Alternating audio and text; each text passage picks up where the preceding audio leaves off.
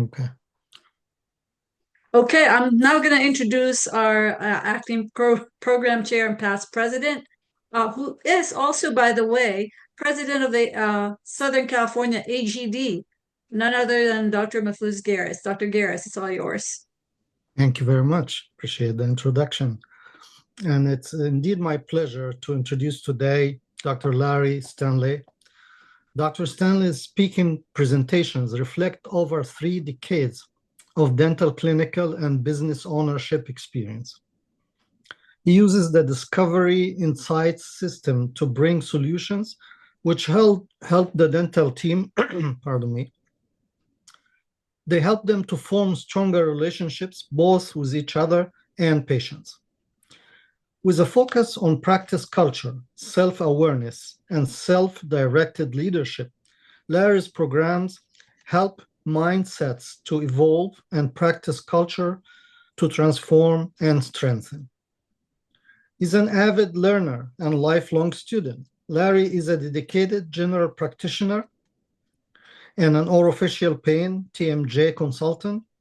Additionally, he runs Agility Guard, a sports performance mouth guard company.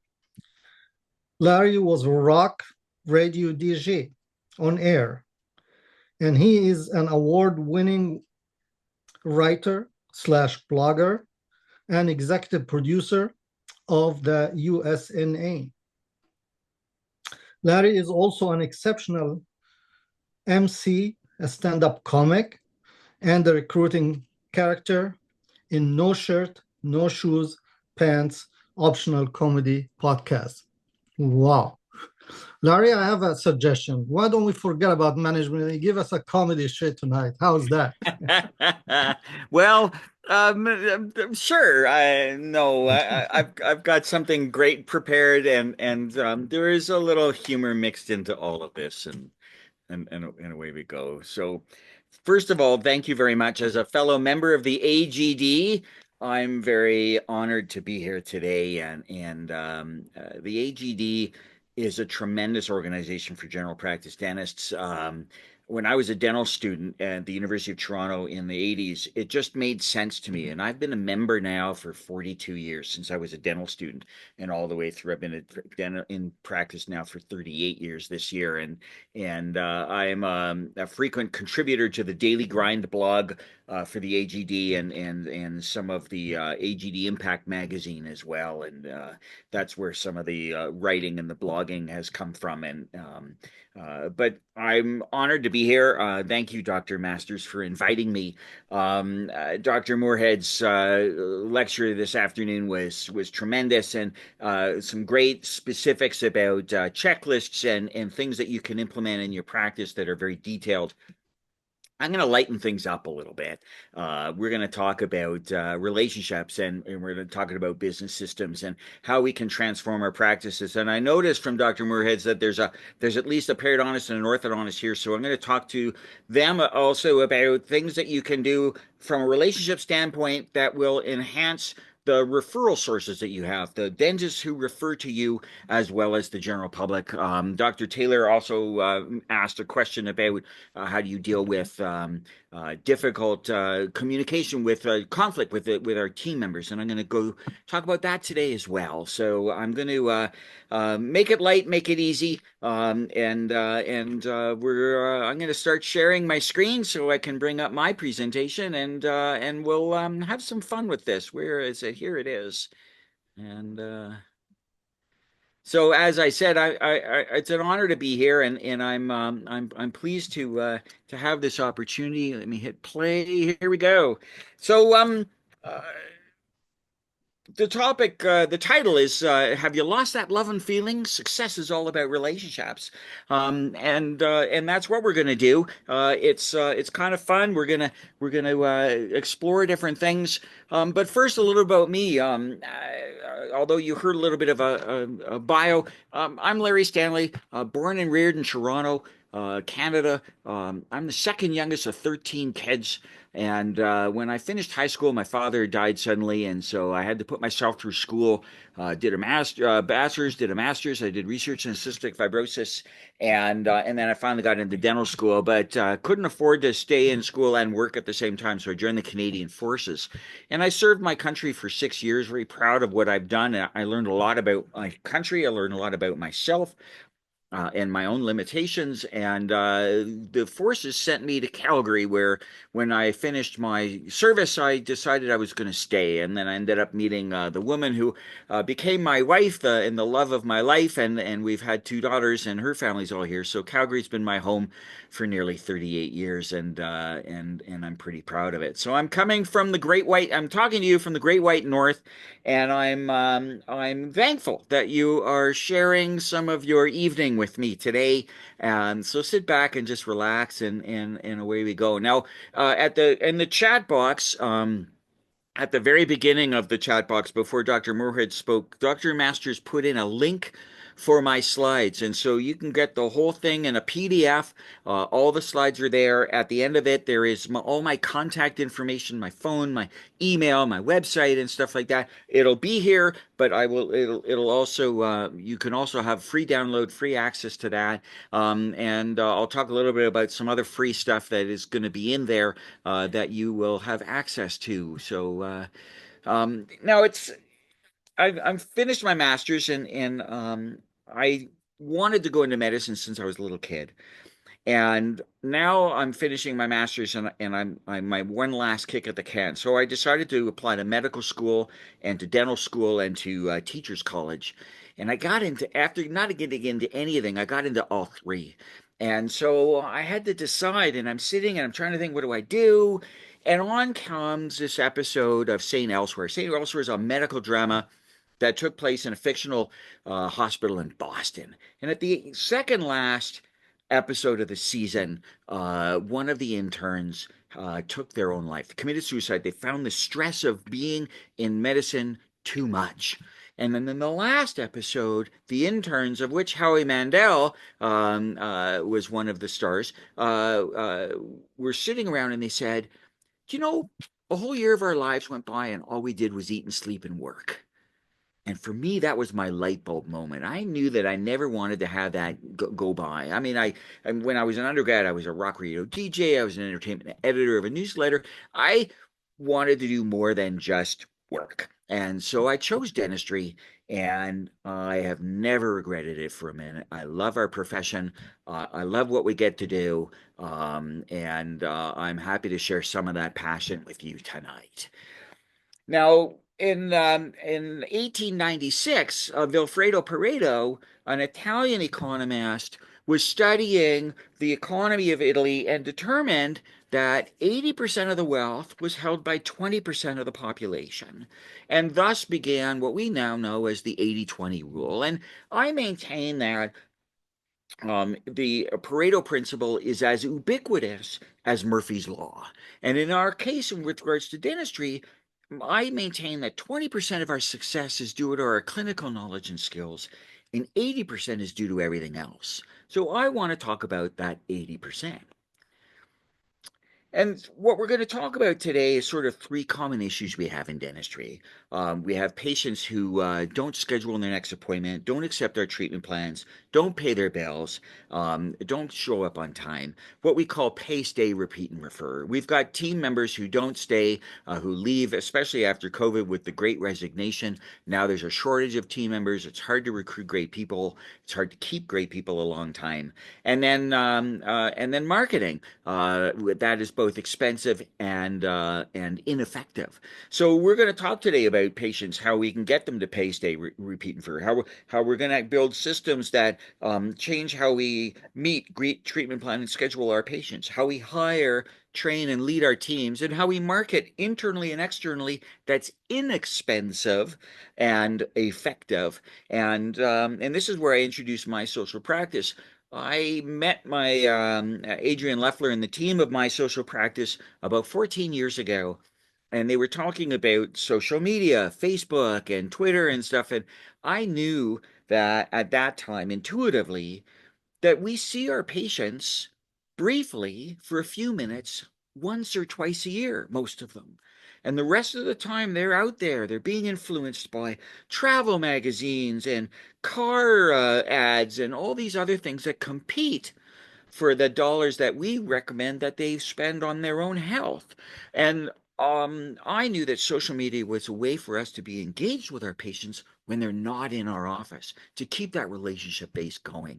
And so I hired my social practice, and they have been helping me for the last 14 years. And so when I asked them if they would help sponsor what I'm doing today, they were eager to jump on board, and they have given me some free things that I'm going to give to you after the break when we get into the marketing side of our relationship-based practices.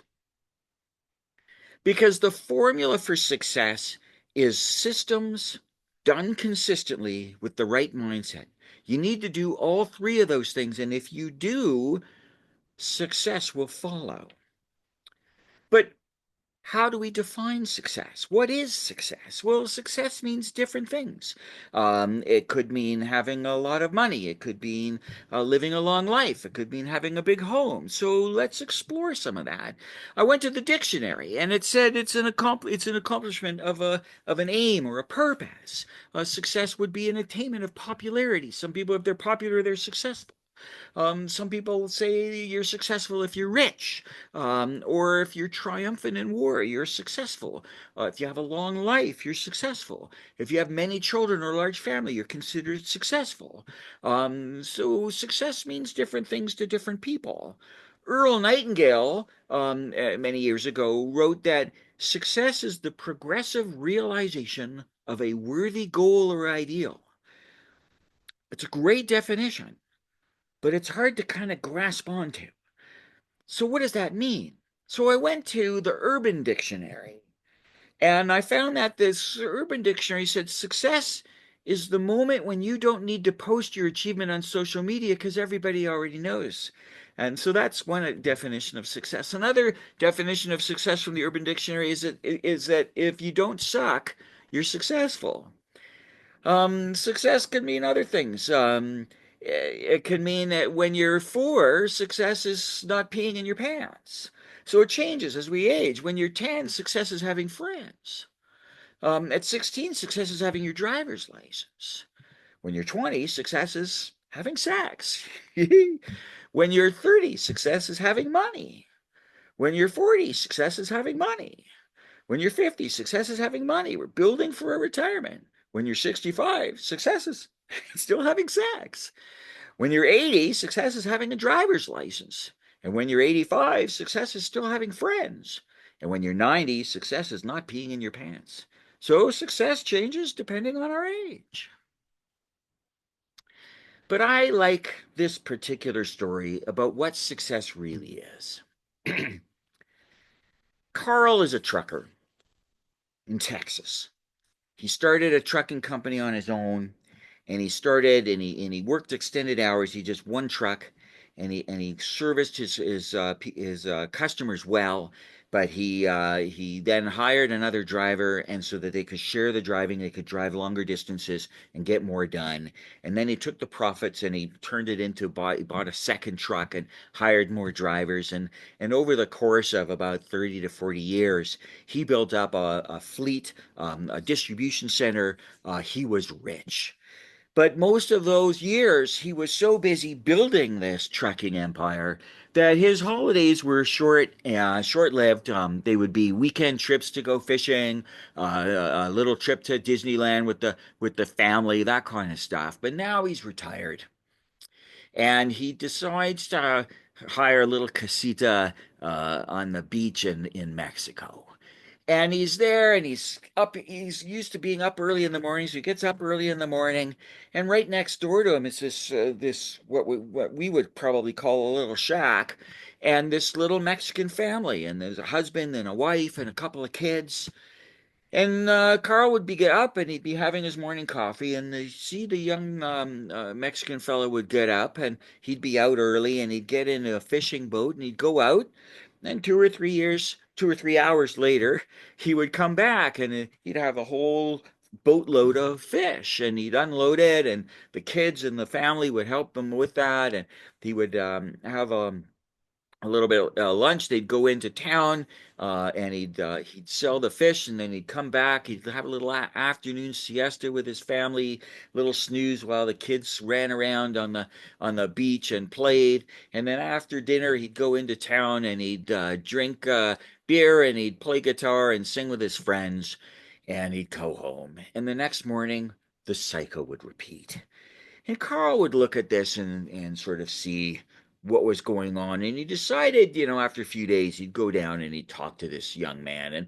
And the Mexican fellow, he's this rich American fellow, he's going to wants to talk to him. He's going to give him the time of day. And so he listens and he says, I see what you're doing, and I've got some ideas about how you could be more successful. And well, this young man is all ears. And he says, well, what you could do is that you could hire a friend, go out, stay out a little longer, catch a little bit more fish, and take the profits, and then maybe buy a second boat, and you'll catch more fish. And then over time, you'll build a fleet of boats, and maybe have a cannery and stuff like that. And the young man's listening to all this and taking it all in.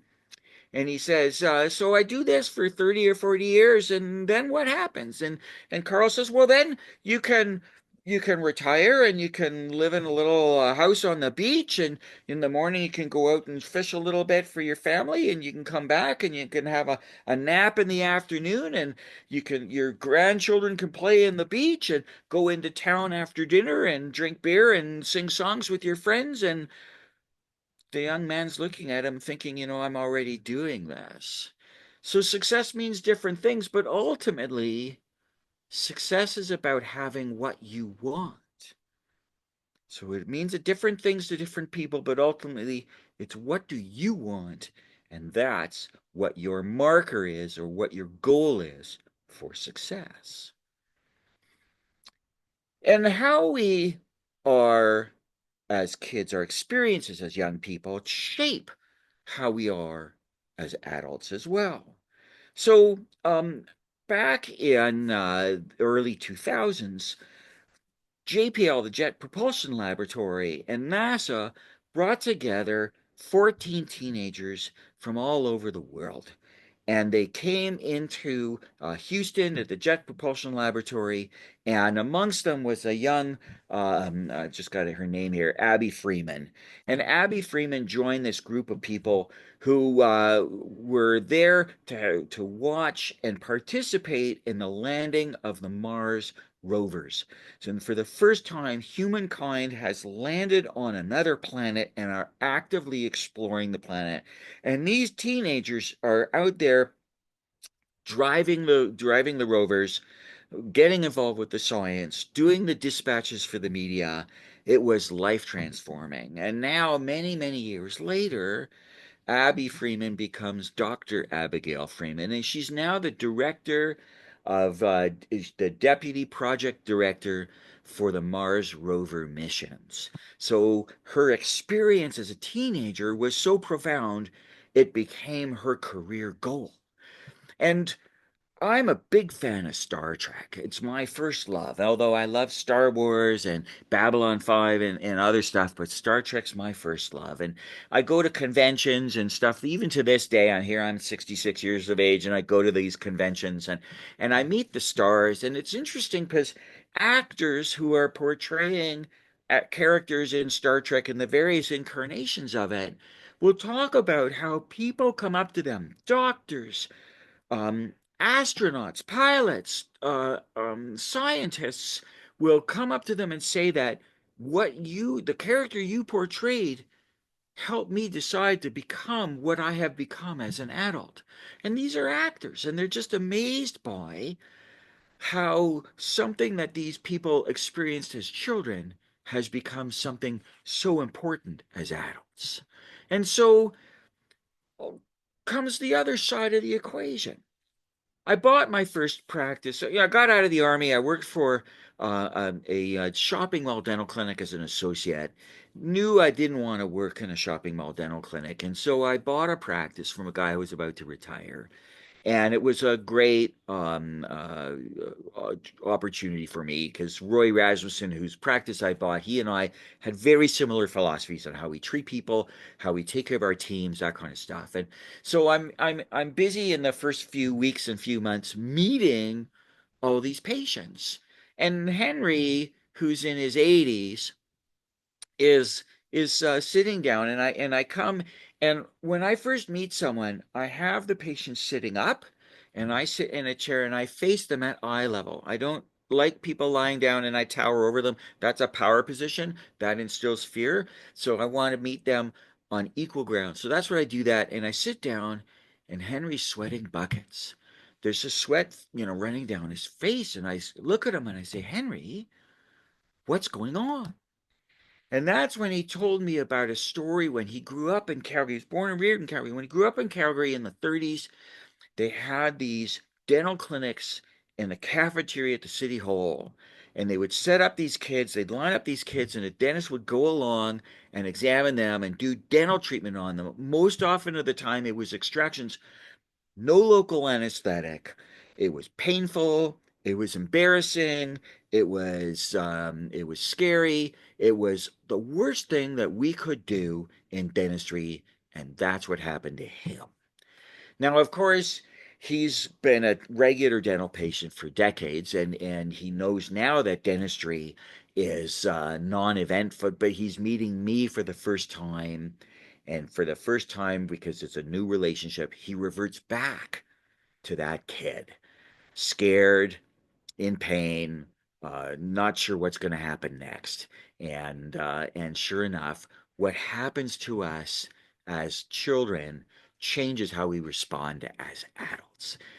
Our responses are shaped by our experiences as children and as teenagers. And here's a joke that I'm going to save for the end. If there's no questions, I'll share it with you. But the theme, the end, the sort of the moral of this joke is that it's not what you say, but how you say it that matters. Because there's things that we need to understand first.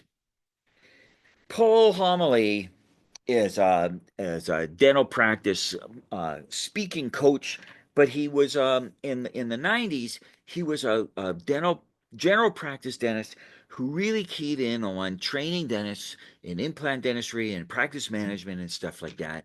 He then lost his eyesight in one of his eyes and had to give up dentistry, but became transitioned to a practice management coach. And he wrote this book, Making It Easy for Patients to Say Yes. And it's a great book. I recommend you buy it. But in that, he talks about dentists playing two roles. We have the role of being the provider. This is when we get to do treatment. And only when we get to do dentistry do we make any money. But we can't do dentistry, we cannot be the provider unless we first play the role of being the advocate. And as the advocate to our patients, we're the guide, we're the supporter. We help their patients make healthcare decisions for themselves, regardless of our role as providers. So it doesn't matter whether we profit, it's got to be the right thing for the patient. And the more we keep our role as advocate for the patient separate from our role as a provider, the more we will get the chance to be that provider because our patients will learn to trust us. Now, we all know the golden rule, do unto others as we'd have done unto ourselves. And it's a great rule, it's biblical, it really makes sense. But what if our team and our patients don't want what we want for them? I much prefer the diamond rule. And in the diamond rule, we try and find out what it is that people want and then find a way to give them what they uniquely desire. So the diamond rule requires us to do a little bit more in learning about the person in front of us. So we know that people don't care what you know until they know that you care. People know we're smart. We don't have to keep re-emphasizing how smart we are. We got into dental school. We had good marks. We're all smart people. But we need to show them that we care as well.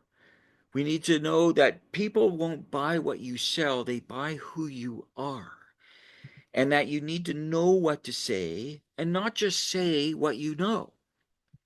Well, how do we do that?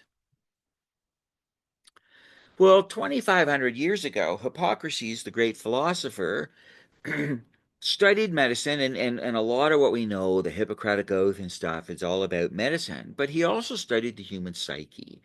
And in that, he wrote a book about the four humors, where our personalities are divided into four distinct types. And he called them sanguine, choleric, melancholic, and phlegmatic. And these four, I'm not going to go over what they are, but just understand that he divided our human personalities into four distinct types.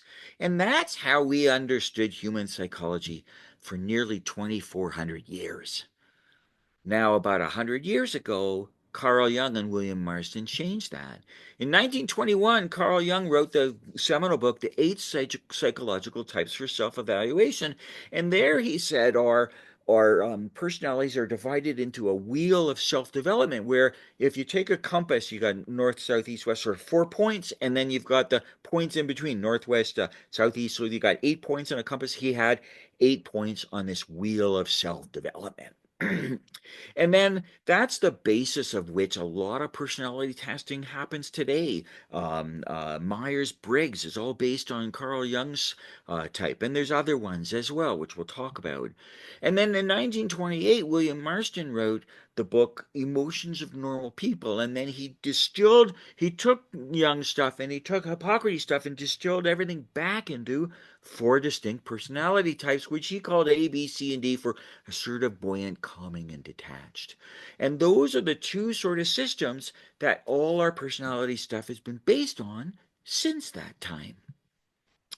Now, many people are very familiar with DISC, D-I-S-C. It's the most popular personality testing system in North America. The problem with DISC is it's not intuitive. I've taken DISC training 3 times, and I still can't remember what D-I-S-C stand for. It's not intuitive. So I much prefer something called the Discovery Insights Color Wheel, where we divide our personalities into 4 color energies. A lot more intuitive, it's easier. And then we do it with a computerized test, which is really simple for self-understanding. And so it's simply powerful and powerfully simple. So let's explore it a little bit. If we take a horizontal line and we draw it across, and if you go on the left, you're the introverts, and on the right are the extroverts, and you draw a vertical line, and at the top you've got task-oriented people, and the bottom you've got people-oriented people, and then you can draw a circle with 4 quadrants. Now, in the upper right quadrant are the task-oriented extroverts. These are the leaders. These are the drivers. These are the CEOs of businesses. These are the politicians. These are the captains of the sports teams. These are the people who have places to go, things to do, people to see. They're the drivers. They want to change the world. Then on the bottom right are the people-oriented extroverts. These are the yellows. These are the people who do not stop talking. These are the people who will interrupt you while you're talking because they've got so much to say. These are the people who want to party with the world. These are the people who, when the going gets tough, the tough goes shopping. On the bottom left are the introverted people-oriented people. These are the healthcare workers. These are the volunteers at the local food bank. These are the people who work in animal shelters. These are the people who want to repair the world. And then finally, on the upper left are the task-oriented introverts. These are the people who are the engineers, the accountants, the researchers. These are the people who are happier in front of a computer than dealing with people. These are the people who, during COVID, when we had the shutdown, they were okay because they're in their happy place. These are the people who want to organize the world. But how do I remember all that? And my first business coach, Chuck Bean, was over at my house for dinner, and he told me about this, and then he told me about this story that I've never forgotten. He said, imagine you get into an elevator, And you get in the elevator and the doors open and in walks a red colored personality. And the door closes and they push the door where they want the floor where they want to go, and they push the button 2 or 3 more times because they're going to go where they want to go. And then the door opens and in walks a yellow personality. The door closes and the yellow person starts talking to everybody in the elevator and forgets to even push the number for their floor. And the door opens and in walks a green person, and the door closes and the green person pushes their floor, and then they make sure that everybody else is going where they want to be going as well. And then the door opens and in walks a blue personality, and they look at how many people are in the elevator, and they look at the little plaque on the elevator that says what the capacity is, and they try to decide if it's even safe for them to be on the elevator. I've never forgotten that example and how it applies and how I remember what those 4 personality color energies mean. Now we all have different color energies, and we all have all of those colors in us, but we tend to lead with one more than the others. So how do we do this? How with our patients, with our team, that kind of stuff? Well, the red personalities got places to go, things to do, people to see. And we have a morning meeting. Well, I'll get to the morning meeting in a minute. But they want to change the world. So we know that they're going to come in. We know we want to get them in and out on time. So you don't keep them in the waiting room. Know they're going to make sure, know they're when they're coming in, and make sure you got a room ready for them so they get to right to the room.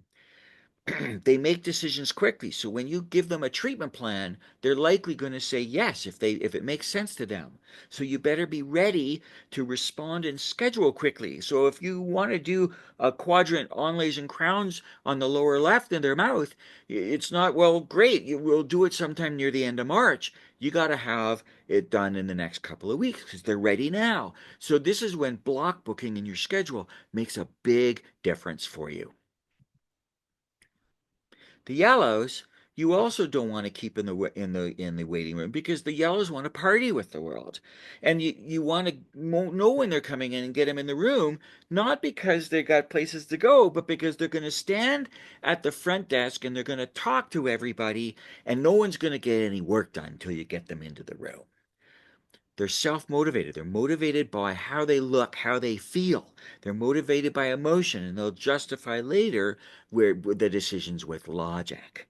So they're going to make their decisions quickly, but they're also going to change quickly. So you need to make sure you record what you said, how they responded in the chart, and what they decided, so that when they come back and they say, "Oh, I've decided I don't want to do this," when they come back for their next appointment, you can redirect them and say, "But Gail, we told you this, we showed you the pictures, and we explained, how it's going to make you feel, how it's going to make you look better, and stuff like that." And then you can redirect them back to saying yes again by reinforcing or reminding them of the emotion of that moment when they said yes originally. Now, the Greens want to repair the world. So they're not about to say yes to things right away, but you also don't have to get them in a room right away. They're the kind of people who will come and they're happy to wait in your waiting room. It's okay. I'm okay with waiting. You've got people to look after. I'm really great. And they'll bring their own book. They don't need magazines in the waiting room. They bring their own reading material. But they want minimum dentistry. If your hygienist says we want to see you every 3 months, they're going to come every 3 months. But if they've got a filling that looks a bit big and a crown is a really good idea, but it's not essential, they're going to say, "I'm okay. I'm going to use the money for something else." They want minimum dentistry. They're very slow to make decisions. They need to build trust. And over time, they eventually will say yes to what you recommend, but they need time to make decisions about themselves. They need time to process about themselves because their lives are not about them. It's about the world outside of them. Now, the blues are also people who don't mind waiting in the waiting room. They want to organize the world, but have technical stuff for them to read. I find Popular Science and Popular Mechanics are two magazines that the blue personalities they pick up all the time. But other technical manuals and stuff like that, when you make treatment recommendations, they're going to want to know things like how long will the dentistry last? What's the materials made out of? What's the science behind it? What's the technology behind it? And you should know the answers to these questions because they're going to take that information and they're going to go home and they're going to research the heck out of it. So if you don't know your stuff, they're going to catch you on it and they're going to go somewhere else. So don't make it up. Be honest. If you don't know, you don't know, but find out and then send them the information. They won't say yes initially. They're going to want to think about what you're going to recommend. They're going to research it and then they're going to go home and then they'll likely say yes if your recommendation is sound and it makes sense to them. So how I use it with my team is Dr. Moorhead talked about having the morning huddle, and yes, we do the same thing. But we identify who's coming in that day, and most of the people we see in any one day, we've already met them. And someone on the team knows something about that person, so we can sort of figure out what's their personality like. Are they a red personality? Are they yellow? Are they green? What kind of thing is so we can redirect our conversations and how we're going to behave. We're going to identify the reds and we're going to get them in and out on time and so on and so forth. It works really well with our existing patient base. We use it in our internal and external marketing. And after the break, I'm going to talk about how we use the personality color energies in our marketing with social media because it's powerfully simple, it's simply powerful, and it's inexpensive to do. And now we've got a time of stress. You have had devastating fires in a neighboring portion of LA. And I am certain that every one of you either knows somebody, has a patient, family members, team members who've been affected by the fires. So back when COVID caused the shutdown, Professor Wong, who's the professor of the Department of Psychology at Queen's University in Kingston, Ontario, Canada, said in business, we need to find a way to survive the trauma and then revive our businesses and then learn how to thrive. So how, in the case of your recent events, how do you survive, revive, and thrive? Well, the survival stuff is we have a survival instinct, but with regards to our team, we need to make sure that our team are okay. So, what are their fears and anxieties? Talk to them. What's going on with regards to their work and home, and are they okay? Make sure that their family situations are okay. Show empathy for your team because we want them and we need them to be able to support us. So, this is a time for us to support them. If nothing else, just empathy, talking to them, making sure they're okay. And then how do we make sure that they're safe at work? And if they feel safe, they're going to work hard for us and they're going to work hard for our patients and make sure everyone is taken care of. We need to acknowledge their situations so that they can survive and revive our practices. But how do we deal with our patients? Well, trauma, regardless, first it was COVID, now it's the fires. Trauma is a reset button for all of our patients. They're reevaluating everything in their lives. If they've lost a lot, they're reevaluating everything, including our practices and the people who are caring for them. They're under high levels of stress, and stress changes our personality profiles and behaviors. People who are stressed behave differently, and we all know that. This is when you want to slow down. You want to communicate clearly. You want to take the time to do the treatment that is needed on and who you need to be. You need to change your approach depending on their color energy and their personality types. So how do we do that? Well, the reds are going to become more red. They're going to be more abrupt. They're going to be more in and out, more directed because their business has either been closed or they're unable to lead, or they've worked the whole time and they're tired and they're stressed and they're exhausted. They're going to have a story to tell you, but it'll be quick. But then they want to get on with things. So the principles are the same: in and out on time, be to the point, quick, efficient, confident, and kindness counts. Kindness counts. For the yellows, they're going to be a stress is going to be more red, a little more abrupt. They're going to be more talkative. This is a time that they crave social interaction. Maybe let them talk to the people at the front desk for a little bit of time because they need to tell somebody. They've got a story and they need to tell.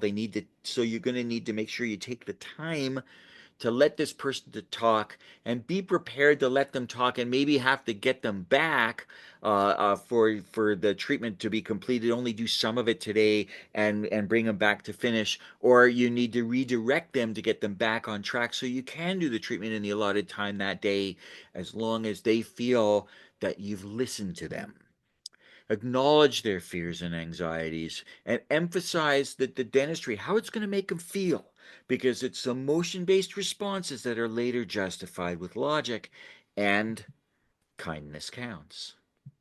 The greens, lots of healthcare people. Likely they've been working through this traumatic event. The police, the fire department, people who are helping other people. They're going to be tired. They're going to be stressed. They're going to be anxious. And they're going to have stories, but they're going to be more interested in hearing your stories. They're going to ask you, well, how have you done through this situation? How is your family okay? And they're going to talk to the team, and are their families okay? Because they are about other people. So be prepared to have a story to tell them, but keep it brief so that you can just, a couple of lines and away you go. And they're not interested in bettering themselves at this moment in time.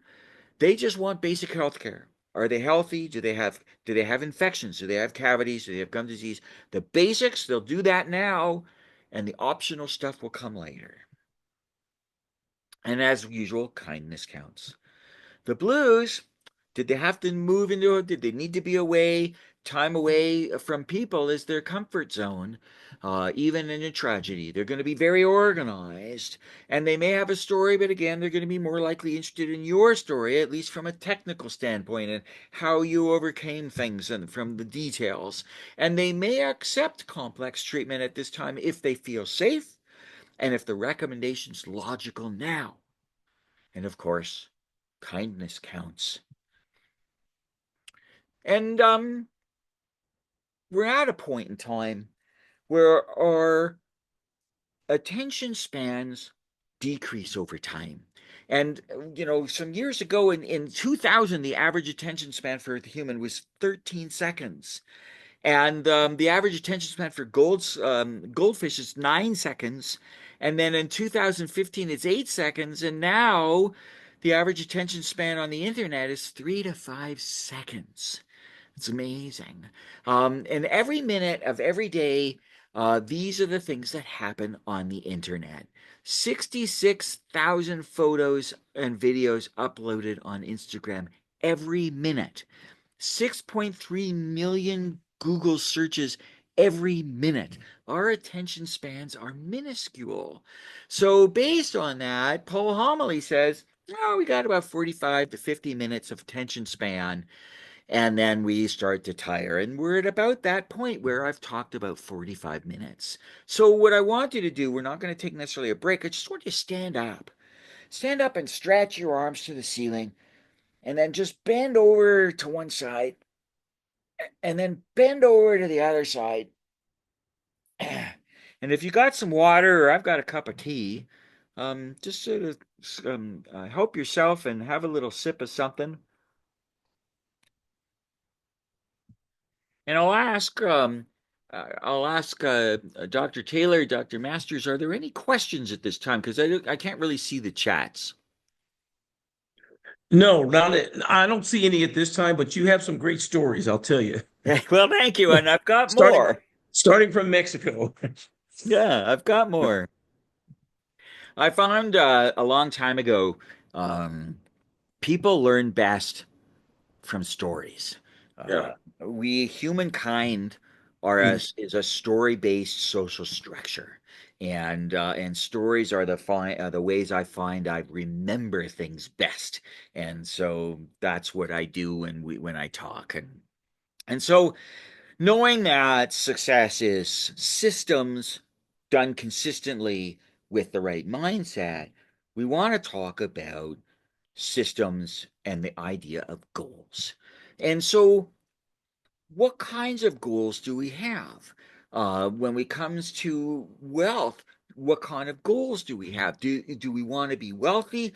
You know, I've been a dentist now for 38 years, and I'm very good at spending money and not as good at saving money, so I'm still working, but I love what we get to do, and so that's okay. But I've done well, and so is success having a big house? This is not my house. I have a nice 2,400 square foot, two-story home, four bedrooms, two daughters, and we've got a nice place. It's not a mansion, but you know, how do we define success, or do we find success as having long life? That depends on the person. And so, on the story of long life, back in the 50s, you know, Disney came out with Pinocchio, and one of the characters in Pinocchio is Jiminy Cricket. And then Disney came out with these safety videos featuring Jiminy Cricket. And Jiminy Cricket would come on at the beginning of the safety video, and he would sing, "I'm no fool, no, not me. I'm going to live to be 103." And I thought, 103? What a great goal. And so that's my goal. I want to live to be 103. Dr. Moore had talked earlier today about how his father was 100 years of age and still alive. And I thought, great, that's my goal. But to healthy, living independently, still driving, you know, living well and healthy, living to be 103. That's my goal. And so Earl Nightingale in The Strangest Secret also talked about goals. And there was this Harvard study that he quoted in this book about how they followed 100 men at the age of 25 and followed them for 40 years. And at 65, 40 years later, one was rich out of the 100, four was financially independent, five were still working, 54 will be broke. And unfortunately, it's a made up story. It's not true. It's an urban legend. But it resonated with a lot of people from when Earl Nightingale wrote this in the 50s. But there is a science to setting and achieving goals. And Dr. Moore had talked about Steve Anderson and Walter Haley and Dental Boot Camp. But Walter Haley passed on, and Steve Anderson is still with us. Steve Anderson is the CEO of Crown Council, which is the organization devoted to dentists and general dentists and specialists to create a culture of success. I've been a member for about 20 years. Next week in Frisco, Texas, they're celebrating their 30th anniversary, and their annual event for Crown Council is the best non-clinical dental conference I've ever been to in the world. Bar none. It's not about clinical dentistry, it's about everything else, which is why it resonates so well with me. But he also has the practice management training company called TOPS, or Total Patient Institute. And in this, he published, and I think you can still get it for free off the TOPS Institute's website, The Science of Setting and Achieving Goals. And in that, he talks about goal setting. And there's four parts to it. The first is, do you even have a goal? You're not going to reach goals if you don't have one. So you got to have a goal, because no ship reaches a port of destination. No wind will blow in favor of a ship if it doesn't have a port of destination. If you don't know where you're going, you're not going to go anywhere. But then do you write your goals down? You can't just keep them in your head. You got to write them down, because our brains work when we stimulate our memory with multiple different things. So we want to hear things, we want to see things, we want to touch things. So the act of writing things down reinforces our memory. And when you write the goal down, you don't want to write what you don't want. Like, I don't want to be overweight, or I don't want to be late, or it's what we will do. So it's not, I want to lose weight. I want to lose 15 pounds in a certain period of time. But writing it down increases the chance you will achieve that goal by 50%, according to Dr. Matthews at the University of California. And then, do you review your goals frequently and hold yourself accountable? And so you need to have goals with actions and a dated deadline. You want to reach this goal by a certain date. And this is when having a coach comes into account. It could be a business coach, it could be a life coach, it could be a faith person, it could be just your spouse or a best friend, somebody who you will share the goal with so that they can hold you accountable. Are you reaching your goal? And it's not about making you feel good or bad about it. It's just helping make sure you stay on track to reach what you've identified as being important for you. And then the last step is, do you review these goals every day? I have to admit, I do 1, 2, and 3. 4 is a hard one. And so what you want to do is distill your top 2 or 3 goals or 4 goals into just a word or two. Now, I know one woman, she writes it in lipstick on her bathroom mirror. So every morning she wakes up, it's there. Someone puts a yellow sticky on their computer monitor, and when they read it, it's there. And now we've got like these yellow stickies as a computer program, and it's there on our monitors. Steve Anderson puts it in a piece of paper in his wallet where his credit card is. So every time he pulls out his credit card, there's his goals. He reviews it every day. So these are the things, simple things that you can do to review your goals to make sure you're motivated, because you do those 4 things and you will have a 100% chance of achieving your goals and achieving the success of achieving those goals. And away you go. Does missing your goal make you a failure? Absolutely not. It's so often that we feel that we are failures if we haven't met a goal. We're so success or fail oriented, and we punish ourselves needlessly. No, it just meant we didn't meet that goal. Maybe we need to redirect our goals. Maybe we need to reset what our goal is and chunk it into something smaller, more achievable, and then we can go from there. But shoot for the stars, because if you miss, often you'll hit the moon, and that's a pretty great place to end up. So, assuming you can breathe up there. Sesame Street was something that created a great way of counting and stuff, and I love the idea of counting from 1 to 10. And often now we'll think about the number 10 as being great and the number 1 as being not so great. So what I want you to do is I want you just to put in the chats, when you woke up this morning, if you wrote a number on your forehead from 1 to 10, what number did you write on your forehead this morning? Just put that in the chat. That just the number 1 to 10. What did you write? What number was on your forehead this morning?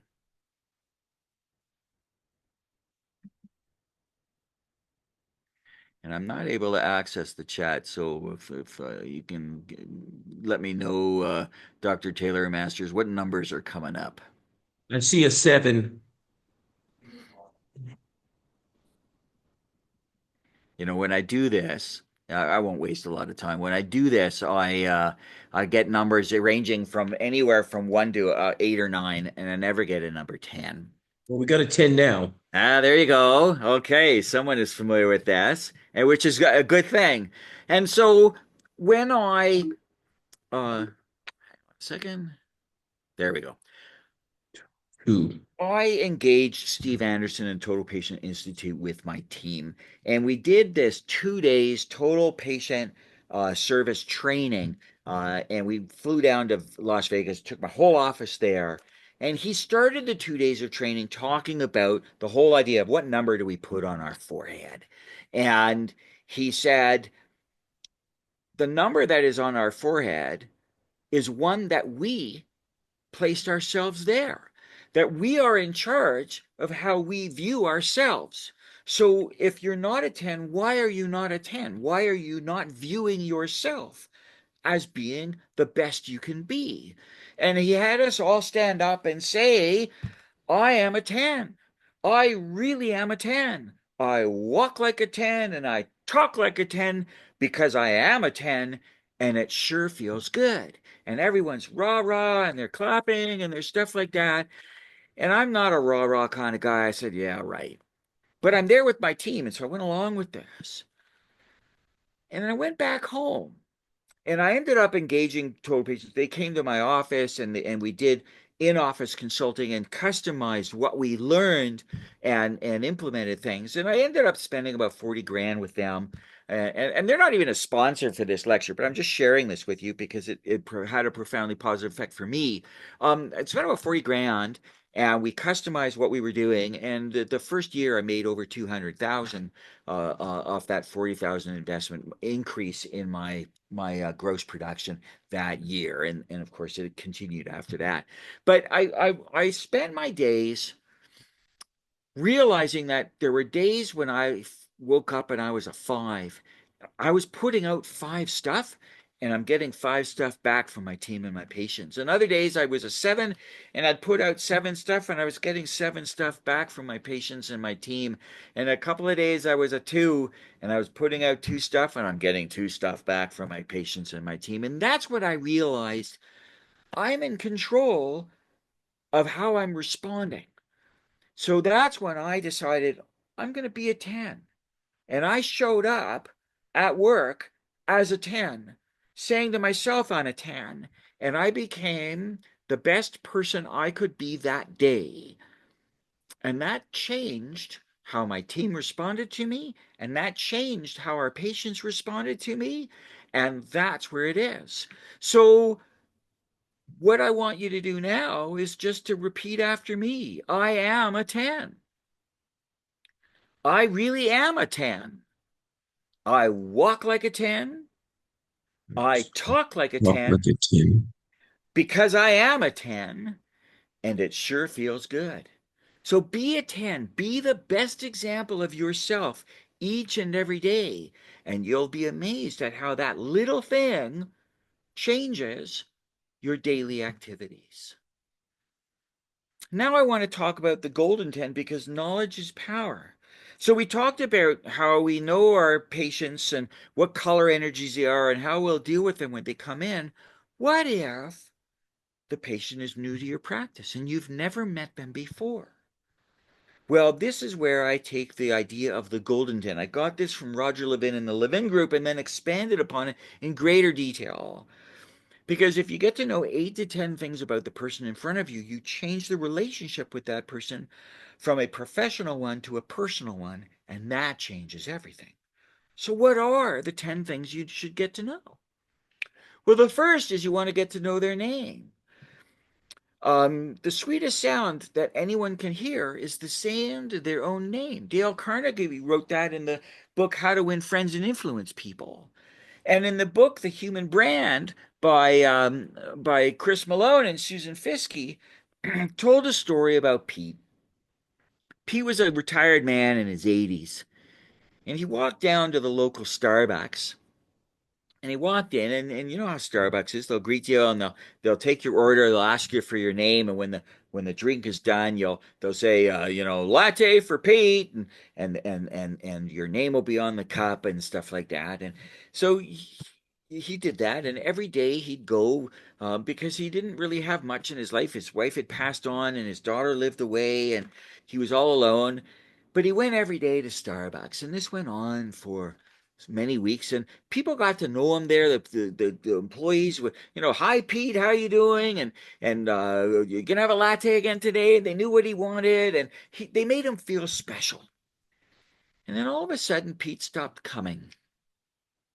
And a few weeks later, a young woman comes in and says to the team at this behind the counter, "Did anyone know my dad? His name was Pete."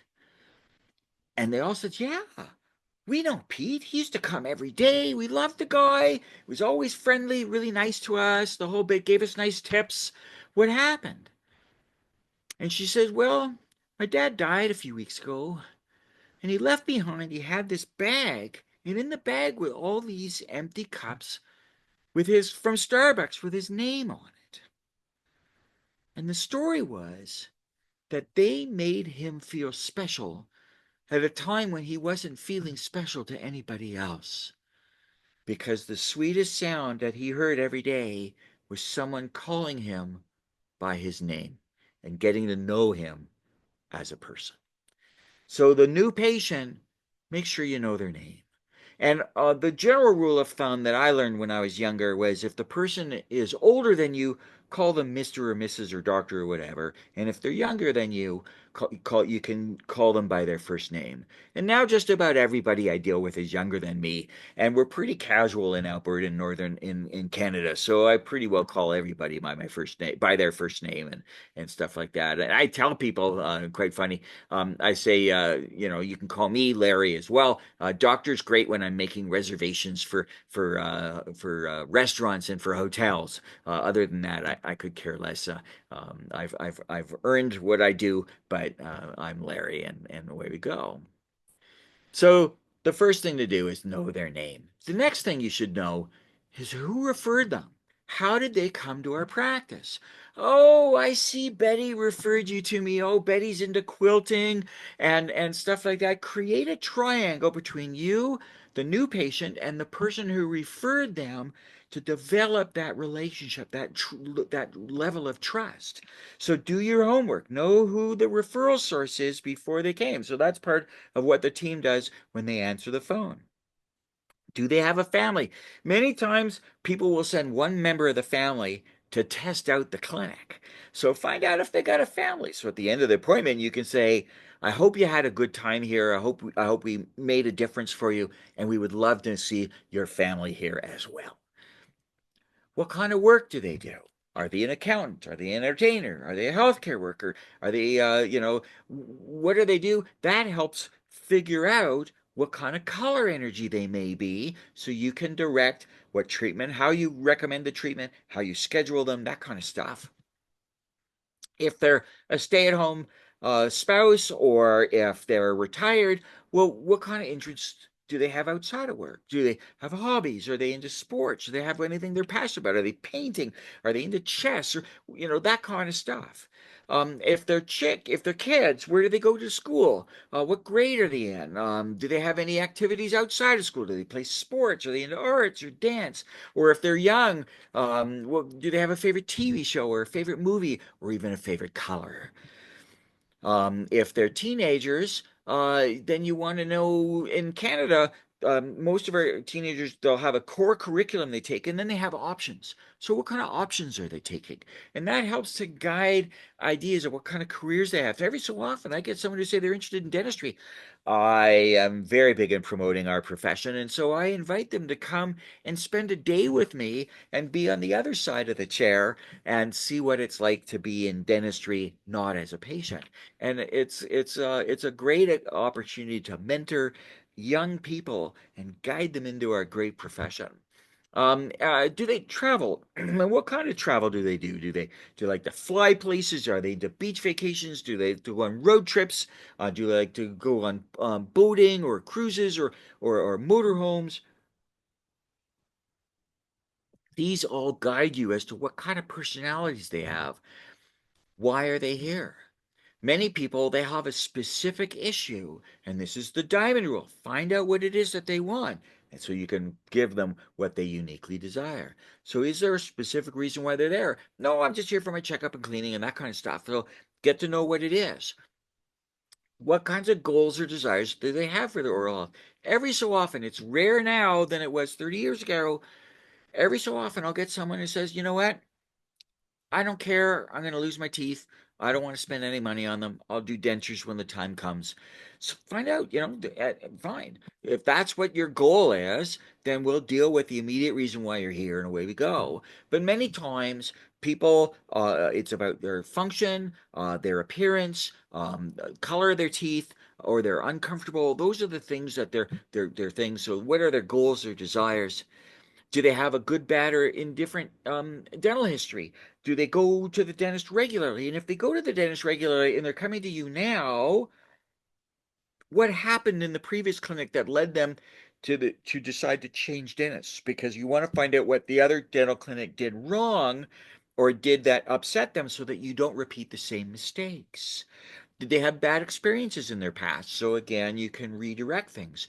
Or do they come regularly or irregularly? So that helps guide as to what you're going to recommend and how and when. And then their health history, not only for them, but their family. Sometimes they're healthy, they've got a disabled parent at home or a disabled child that they're caregiving, and they're tired and stuff, and they don't want to do a lot of stuff for them because they're too busy caring for others. So get to know them. And if you get to know these people, the more you know about your patients, the more they think you know about what you're doing. You don't have to tell them you're smart. They'll already think that because you're getting to know them as people. People trust people they like. And if you get to know them, they're going to like you. And Paul Homily talks about in the same book that I talk about, Making It Easy for Patients to Say Yes, that you need to find the treatment you recommend to fit their life at that moment in time. And that's where I'm going to tell some stories. So here's Wilma. Wilma is new to me in the practice that I bought from Roy Rasmussen. I'm meeting her for the first time. She's a mom, 4 kids, mortgage up to the yin yang. Husband's a paramedic. She's got this home based lingerie business. They're just making ends meet. And she has this smile. She says, I hate my smile. I've had bad dental experiences. What can we do? And so I part the lips and we look, and this is her. So this is not a simple fix. We're looking at orthopedics, orthognathic surgery, orthodontics, and then a full mouth rehabilitation. This is not a small case. So I tell her that we're looking at a big case. This is a lot of work that's going to do. And she admitted, this is something I cannot do right now.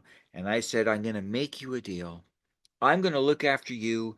I'm going to look after your family. I'm going to make sure your kids grow up and be successful, healthy adults. And when you're ready, I'll be ready to help you get the smile of your dreams. And that's what she did. She came regularly. We did checkups and everything. We saw her every 4 months because of how her teeth were crowded and the effect on her gums and stuff like that. And she came like clockwork. She did everything we asked her to do. We made sure she had no cavities. And if we had a filling that needed been, we took care of everything. And we kept her healthy. And then about 15 years later, kids have grown up. Now she's ready. So the first thing I did was refer her to my friend, the orthodontist, and he did amazing work. He managed to level and align everything non-surgically, and this was the result, and it was amazing.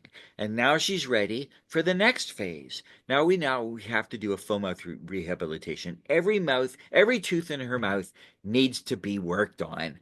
But she had no TMJ pain, she had no functional dysfunction, she had no other issues, so we could focus on her number one priority. How did she look? So we started by working on the upper front 10 teeth.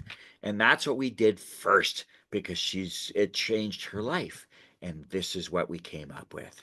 And this is what it looks like. And she was thrilled.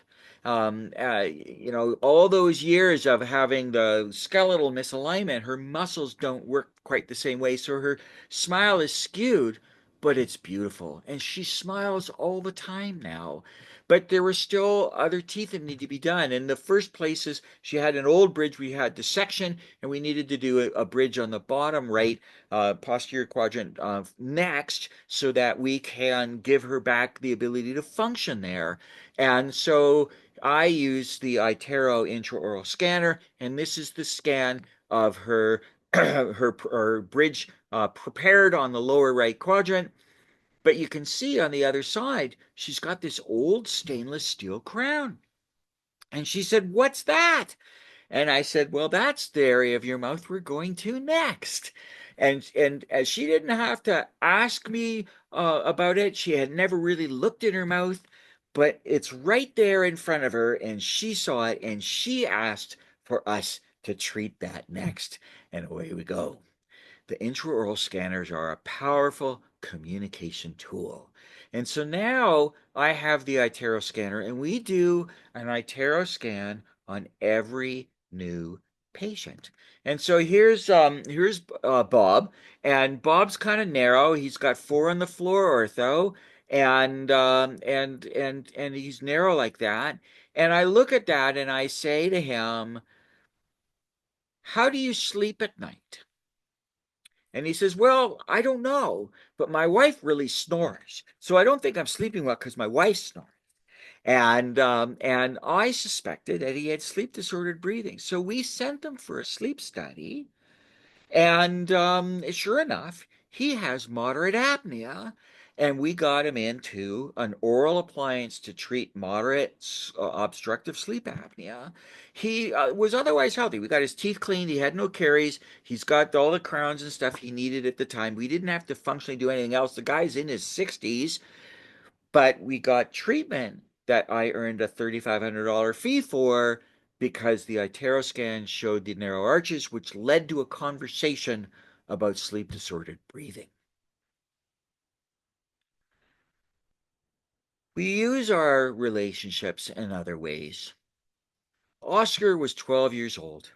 Oscar came to me with his mom for a third opinion.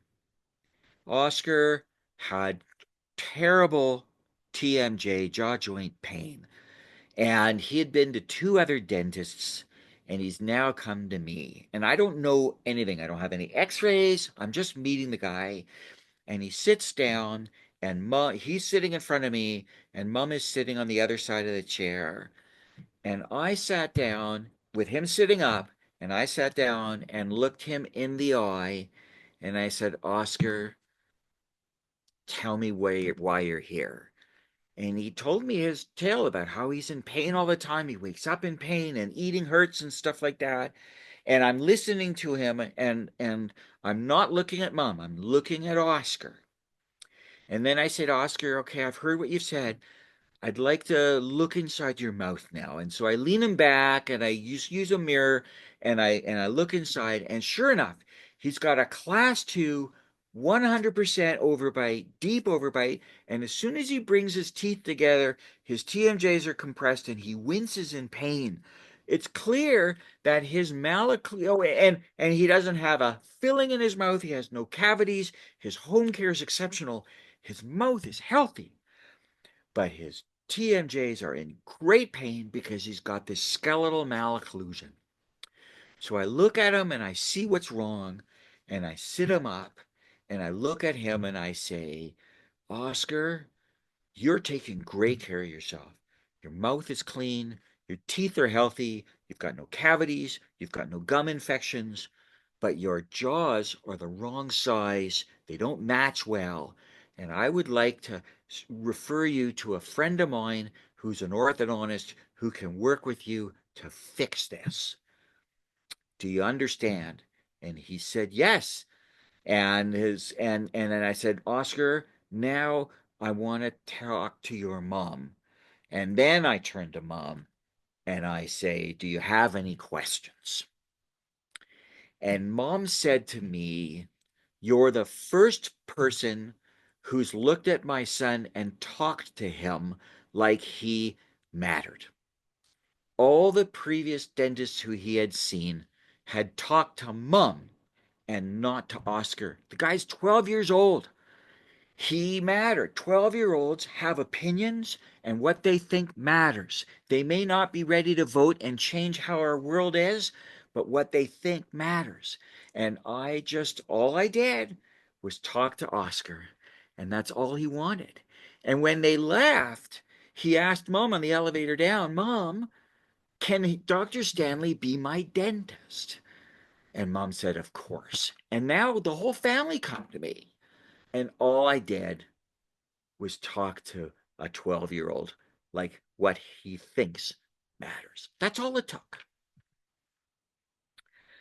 During COVID, I'm in a practice now with I'm one of 3 dentists in our practice, and I was working one day because of COVID. We reduced the number of people working on any one day, and so I'm the only dentist on working that day.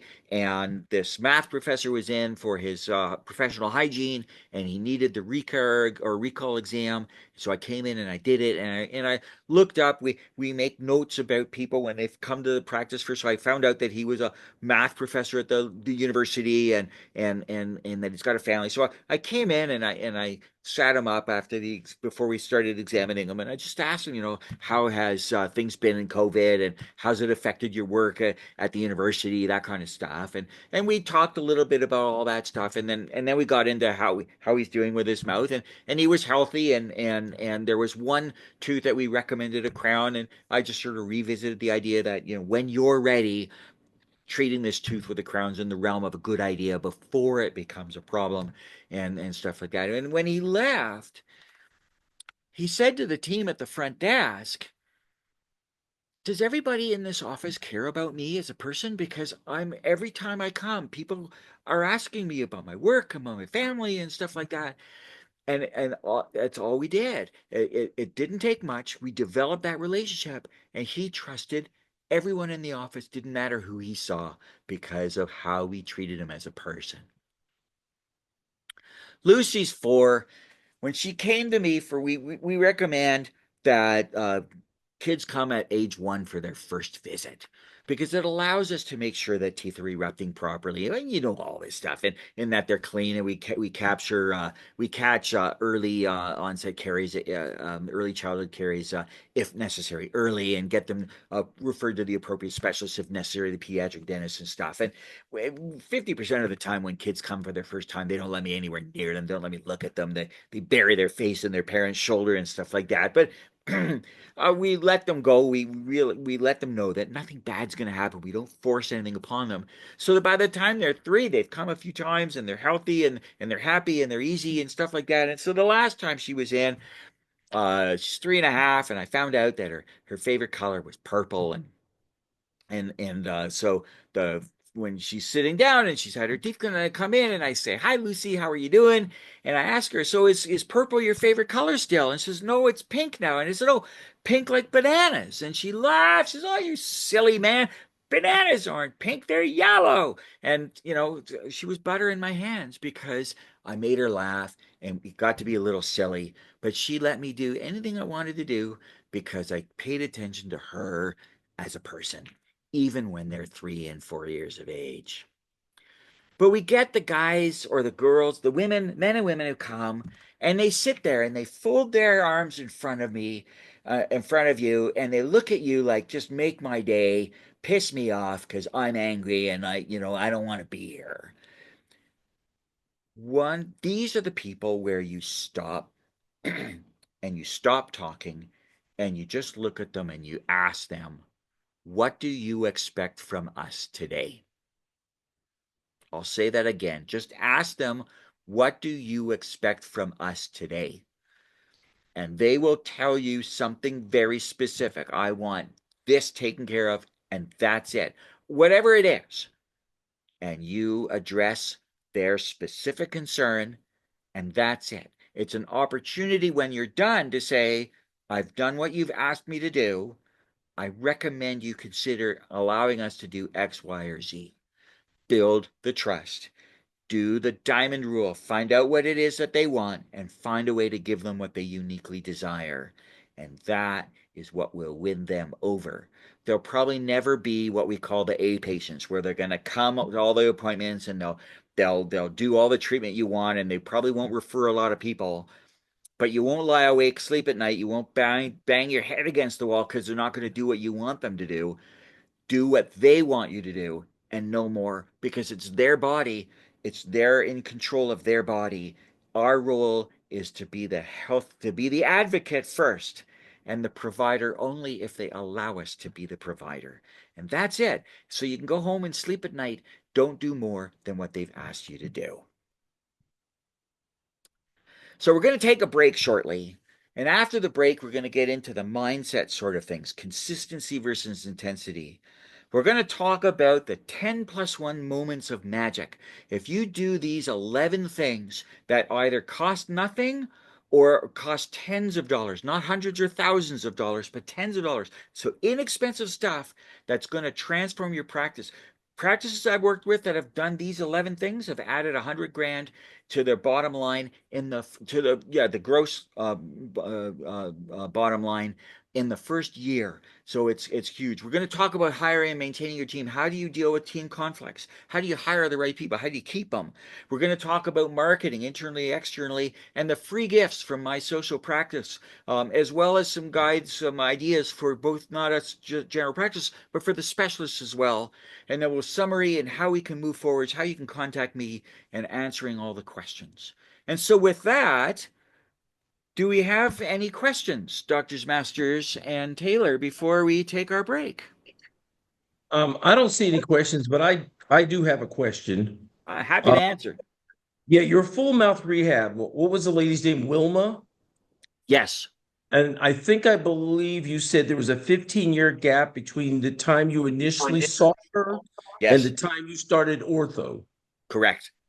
Looking at her dentition and at her gingiva, it looks like a lot of work would have needed to be done within that 15 years. I mean, it looks like her mouth was sort of falling apart. So was there anything done in that 15-year period to Yes, maintain? a couple of teeth broke. We did a crown. A couple of teeth needing endo. We had to do some fillings. We did, basic healthcare to maintain her at the level she was at until she could do the To do comprehensive everything? care. Okay. Yeah. And was her ortho treatment 2 years? It took her 2 years to complete the treatment. Yeah. Invisalign, or did they do traditional braces? Traditional brackets in her case. Yeah. Okay. Okay. Yeah. Great question, but yes. Yes, that's okay. Dr. Masters, you have. No, I don't have any question. I was very I was listening to that 3-year-old that you actually were treating. You actually listened to them when they're talking and you did not dismiss them. So I think that's Oh, very important when you're it's huge. I think they feel like they're another human being there. And Yeah. so I think Did you, that's They just want to matter. Yeah. did you say you saw a 1-year-old, or you advised some of the younger toddlers to come in at just Yeah. to take a look? Yeah, so Um, the Canadian Academy of Pediatric Dentistry had the recommendation is the first visit at the age of 1, and it's just a quick screening exam. I don't even charge. I think that would be a good time to talk to the parents. Every once in a while we get a parent who puts milk in a bottle and puts him to sleep, and they didn't know. And the child comes in at 3, and I've got to send them out to pediatric dentists, of course, Yeah, right away.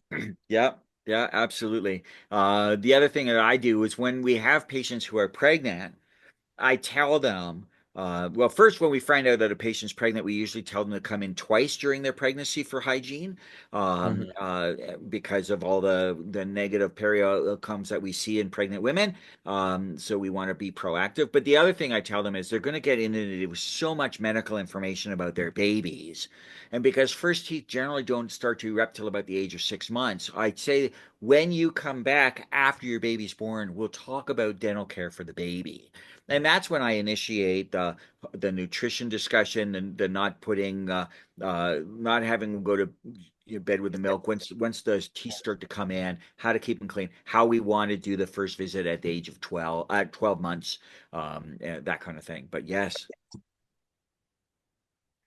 I think that's really true. I know one of our speakers sometime in October talks about holistic dentistry where you could actually um, uh, there is something to say about affecting your the I'm sorry, I'm blanking here, but your the formation of your teeth.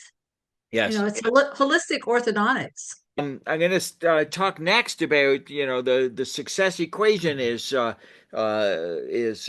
systems done consistently with mindset. We've talked about some systems. We'll get into more in a minute, and we've talked a little bit about mindset, about being a 10, being the best person that you can be each and every day. Now I want to talk a little bit about the consistency side of that equation. But we'll start with Crown Council. Well, as I mentioned earlier, Crown Council is an organization that is all about building a culture of success. And I've been a member for 20 years. They're celebrating their 30th anniversary this year, and it's helped transform what I do and how I do it. But Crown Council took its members and did a survey, and they asked the members to do an exit interview on the people who had left the practice. And they said we want you to ask them this one question. What was the first thing you noticed or remembered about the practice? And the answer was illuminating. It wasn't the decor, it wasn't the cleanliness or lack of it, it wasn't the technology in the office, it wasn't the artwork. What they noticed, which led to them leaving the practice, was how the dentist spoke to the team and how the team spoke to each other. You know the expression, the walls have ears. And this is something that they paid attention to. And we need to pay attention to how we talk to our team members and how our team talk to each other. Because the patient is going to say to themselves, when will they talk like that to me? And they never want that to happen. So our attitudes towards others determines their attitude towards us. And there's Earl Nightingale again. His book is the Strangest Secret. Is a great little book. It doesn't take long to read, but it's got a lot of good stuff in it.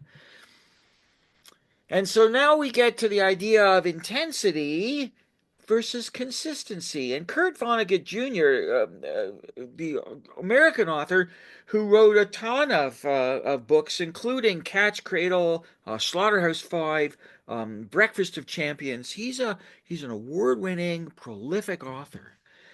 And he said, though, if you just wrote 1 page a day, just 1 page a day, and do it every day, in a year you'll have 365 pages. You'll have written a book. And in 10 years, you'll have 10 books, and people will say, boy, look how prolific they are. And all they did was write 1 page a day. So it's not about focusing and doing a ton of stuff in a short period of time. It's about doing the little things over longer periods of time that makes the difference. Now, we have all fallen in love. And hopefully there is someone special in your life who you are in love with. But when you first met the person you're in love with, you weren't in love with them at that moment in time. Something happened later that you became in love with them. Is there a moment or an event that caused you to be in love with that person? Is there a one metric? Is there something we could measure that we could use for other people to say, if you do this, you will be in love with that person? And the answer is no. It's not the event or it's the little things you've done. It's the time you've come home and you've had a great day, but you listen to how bad their day was because they need someone to talk to. It's the time when you woke up in the morning and you said good morning to them before you did anything else. It's the time when you made them their morning cup of coffee or tea before you made anything else for yourself. It's about how you pay attention to people over time, because love evolves over time, and that's how love is done. It's consistently done over time. And what about exercise? I mean, here we are near the end of January, and we all have these New Year's resolutions, and we join these gyms, and we go with the idea of getting into shape. And we know that if you work out and then you stop, you don't get into shape.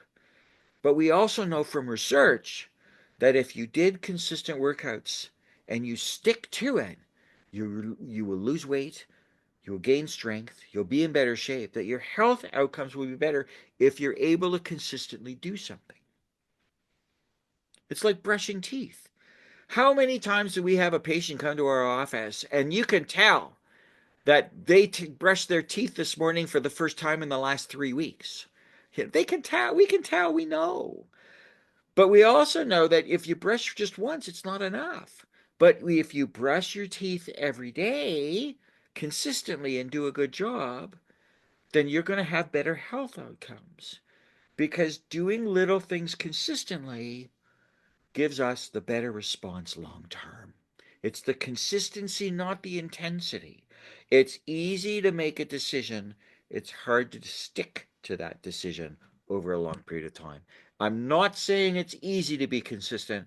It's hard, which is why so many relationships fail, because we fail to do the little things that caused us to fall in love.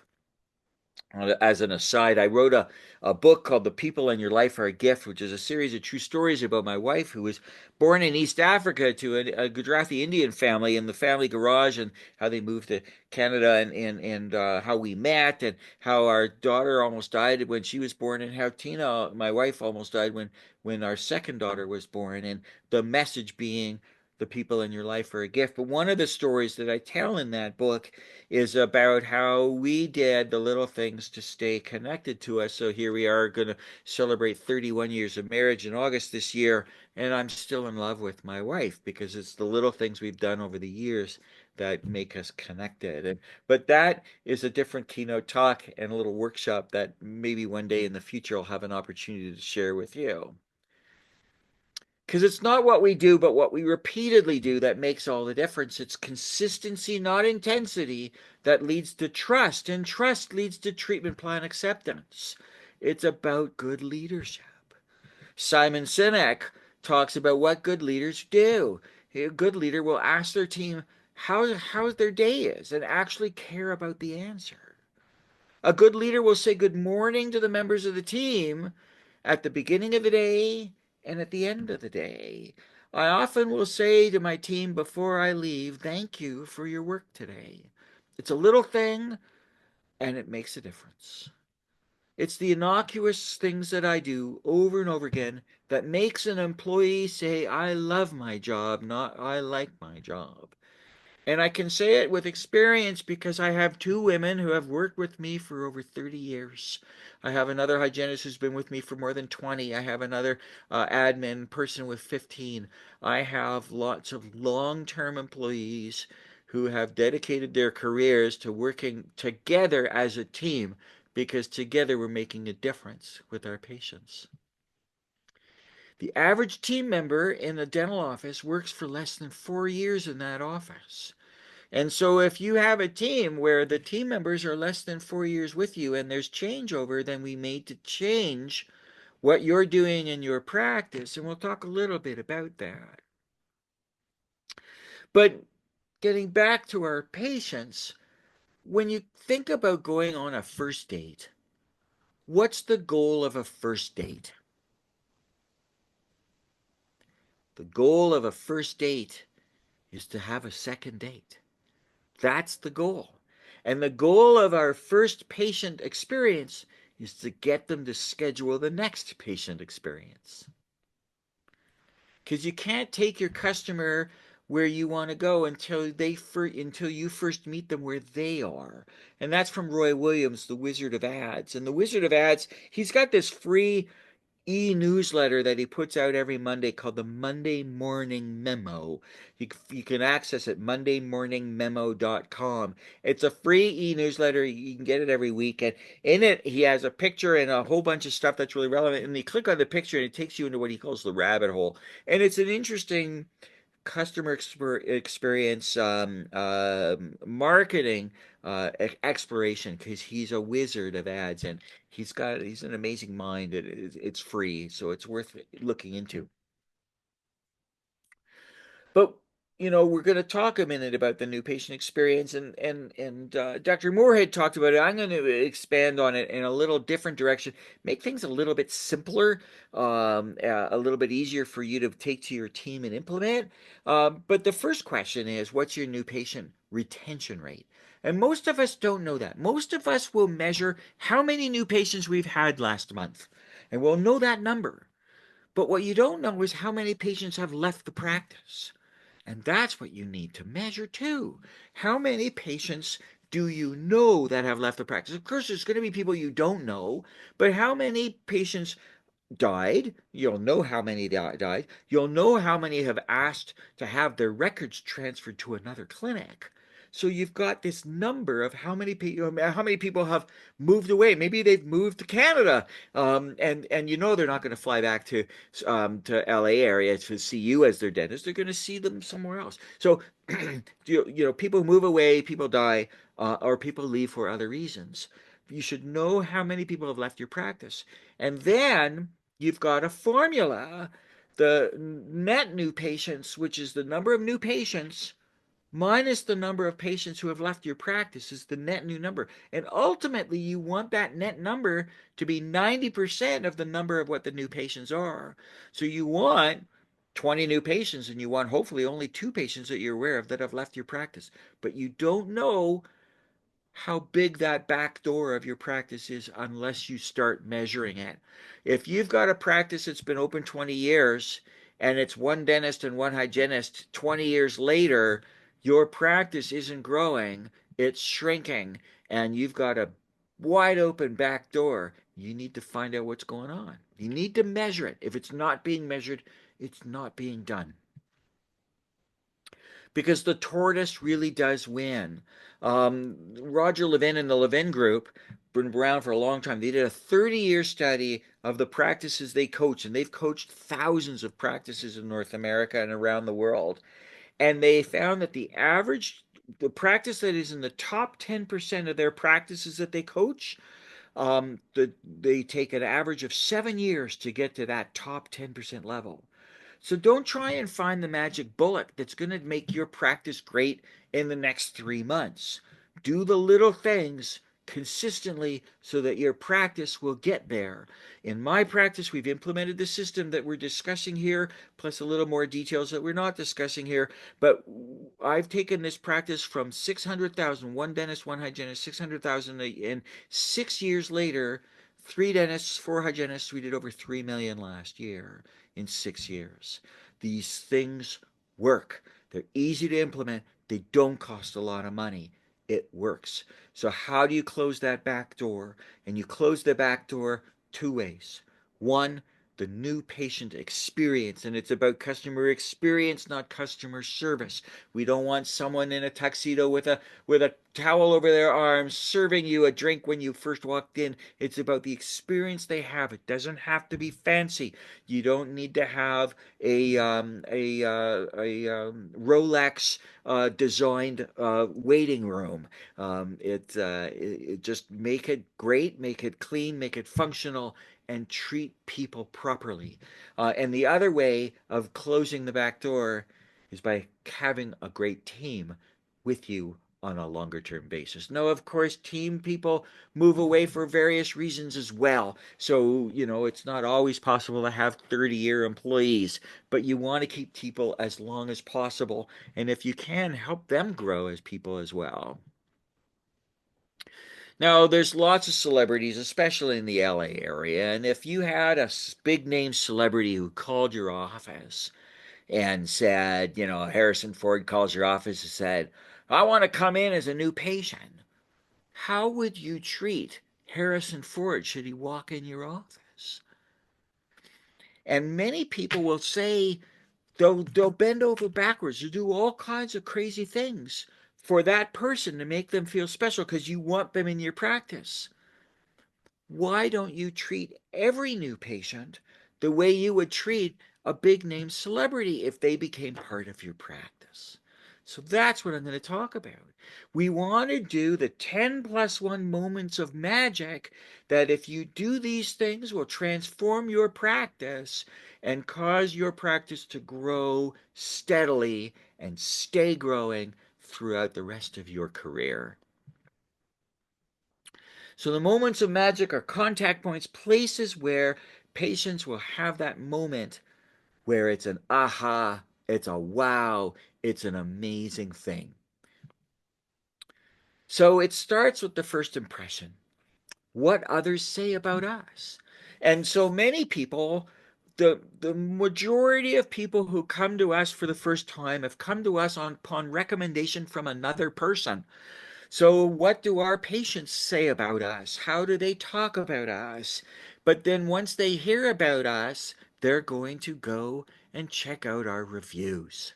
So you need to make sure that you've got reviews on your website or on the internet. Google reviews, Facebook reviews, that kind of stuff. And when I get to it after I do this, I've got a free link from my social practice, and Adrian Leffler and his team have given this to me. It's a free gift on how you can customize getting Google reviews and how you can optimize it and have it happen. And he and his team can help implement it in your office if you need help doing that.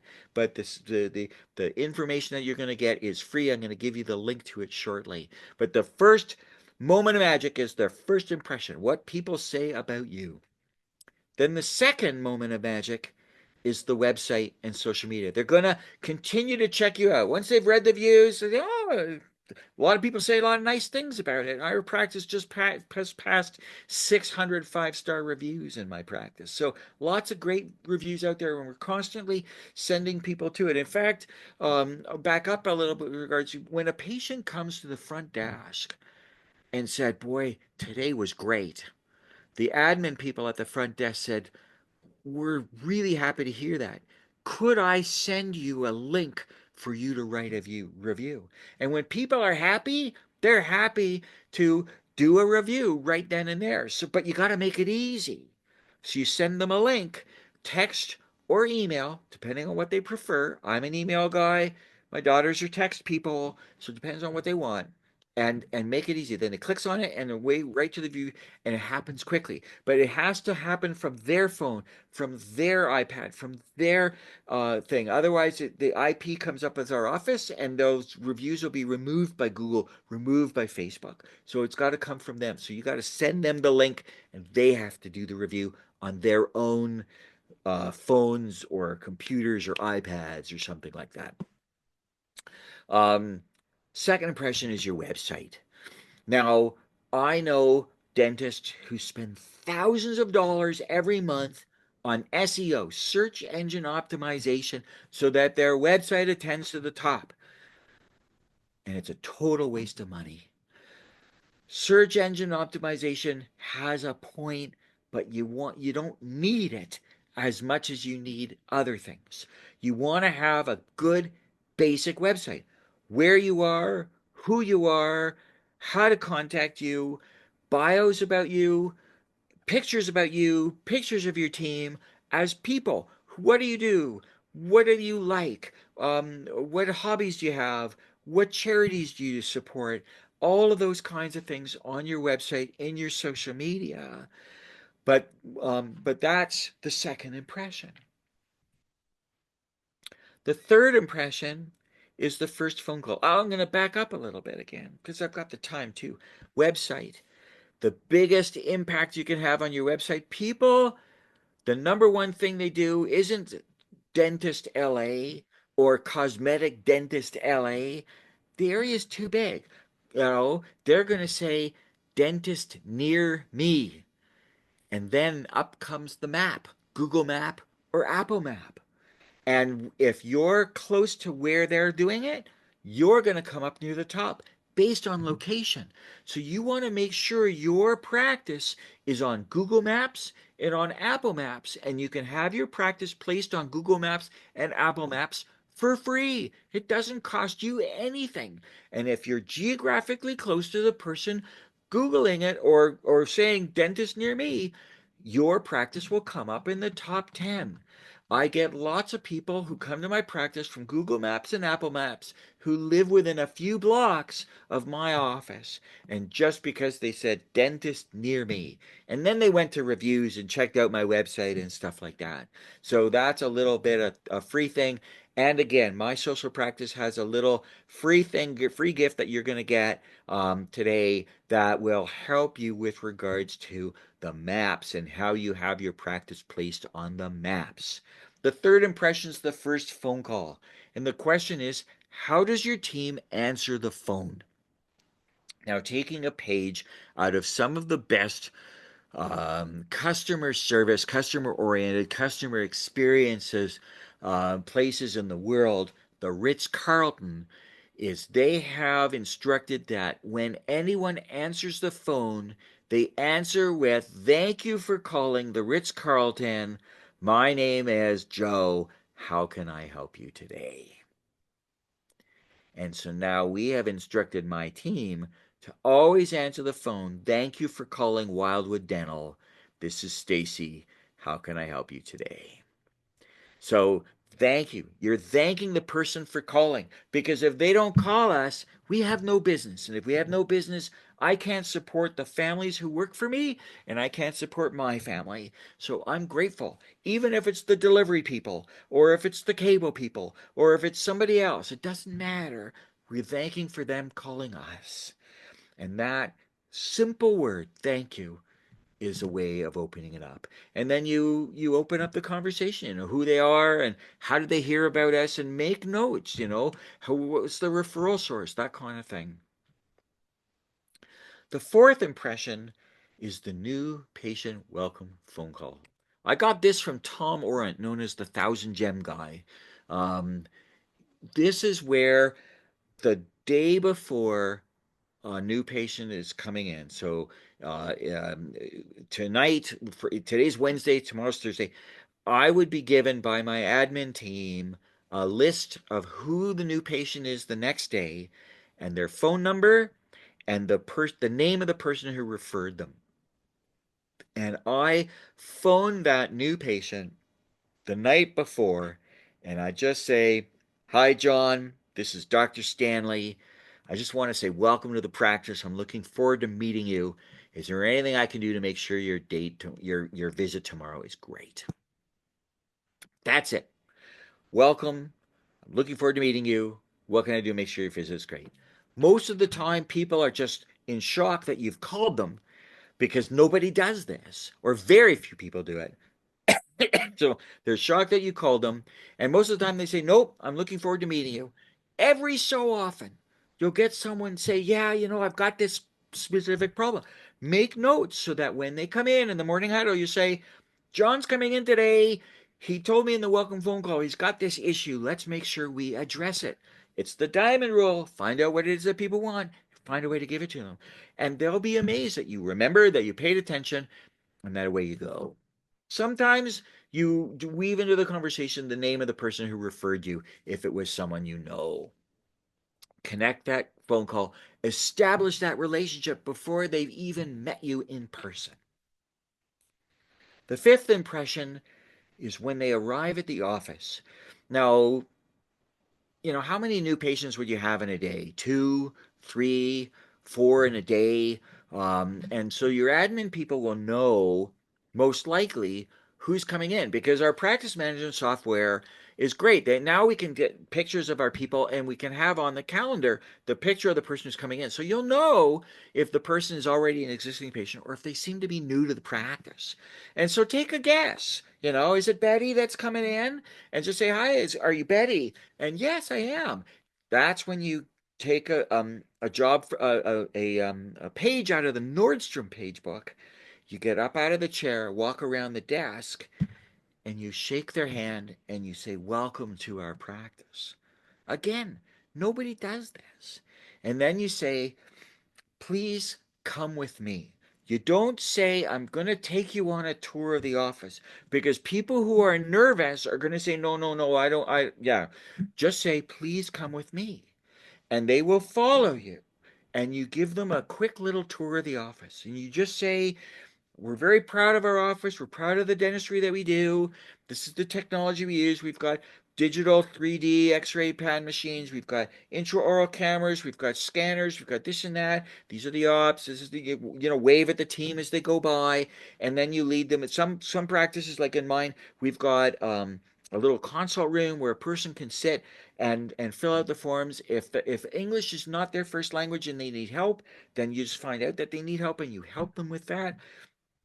And it's just a powerful way of introducing. It's a wow experience, because no one gets a tour of a dental office, and they see the disinfection sterilization area, and it's state of the art, and it's our infection prevention control procedures in North America are some of the best in the world.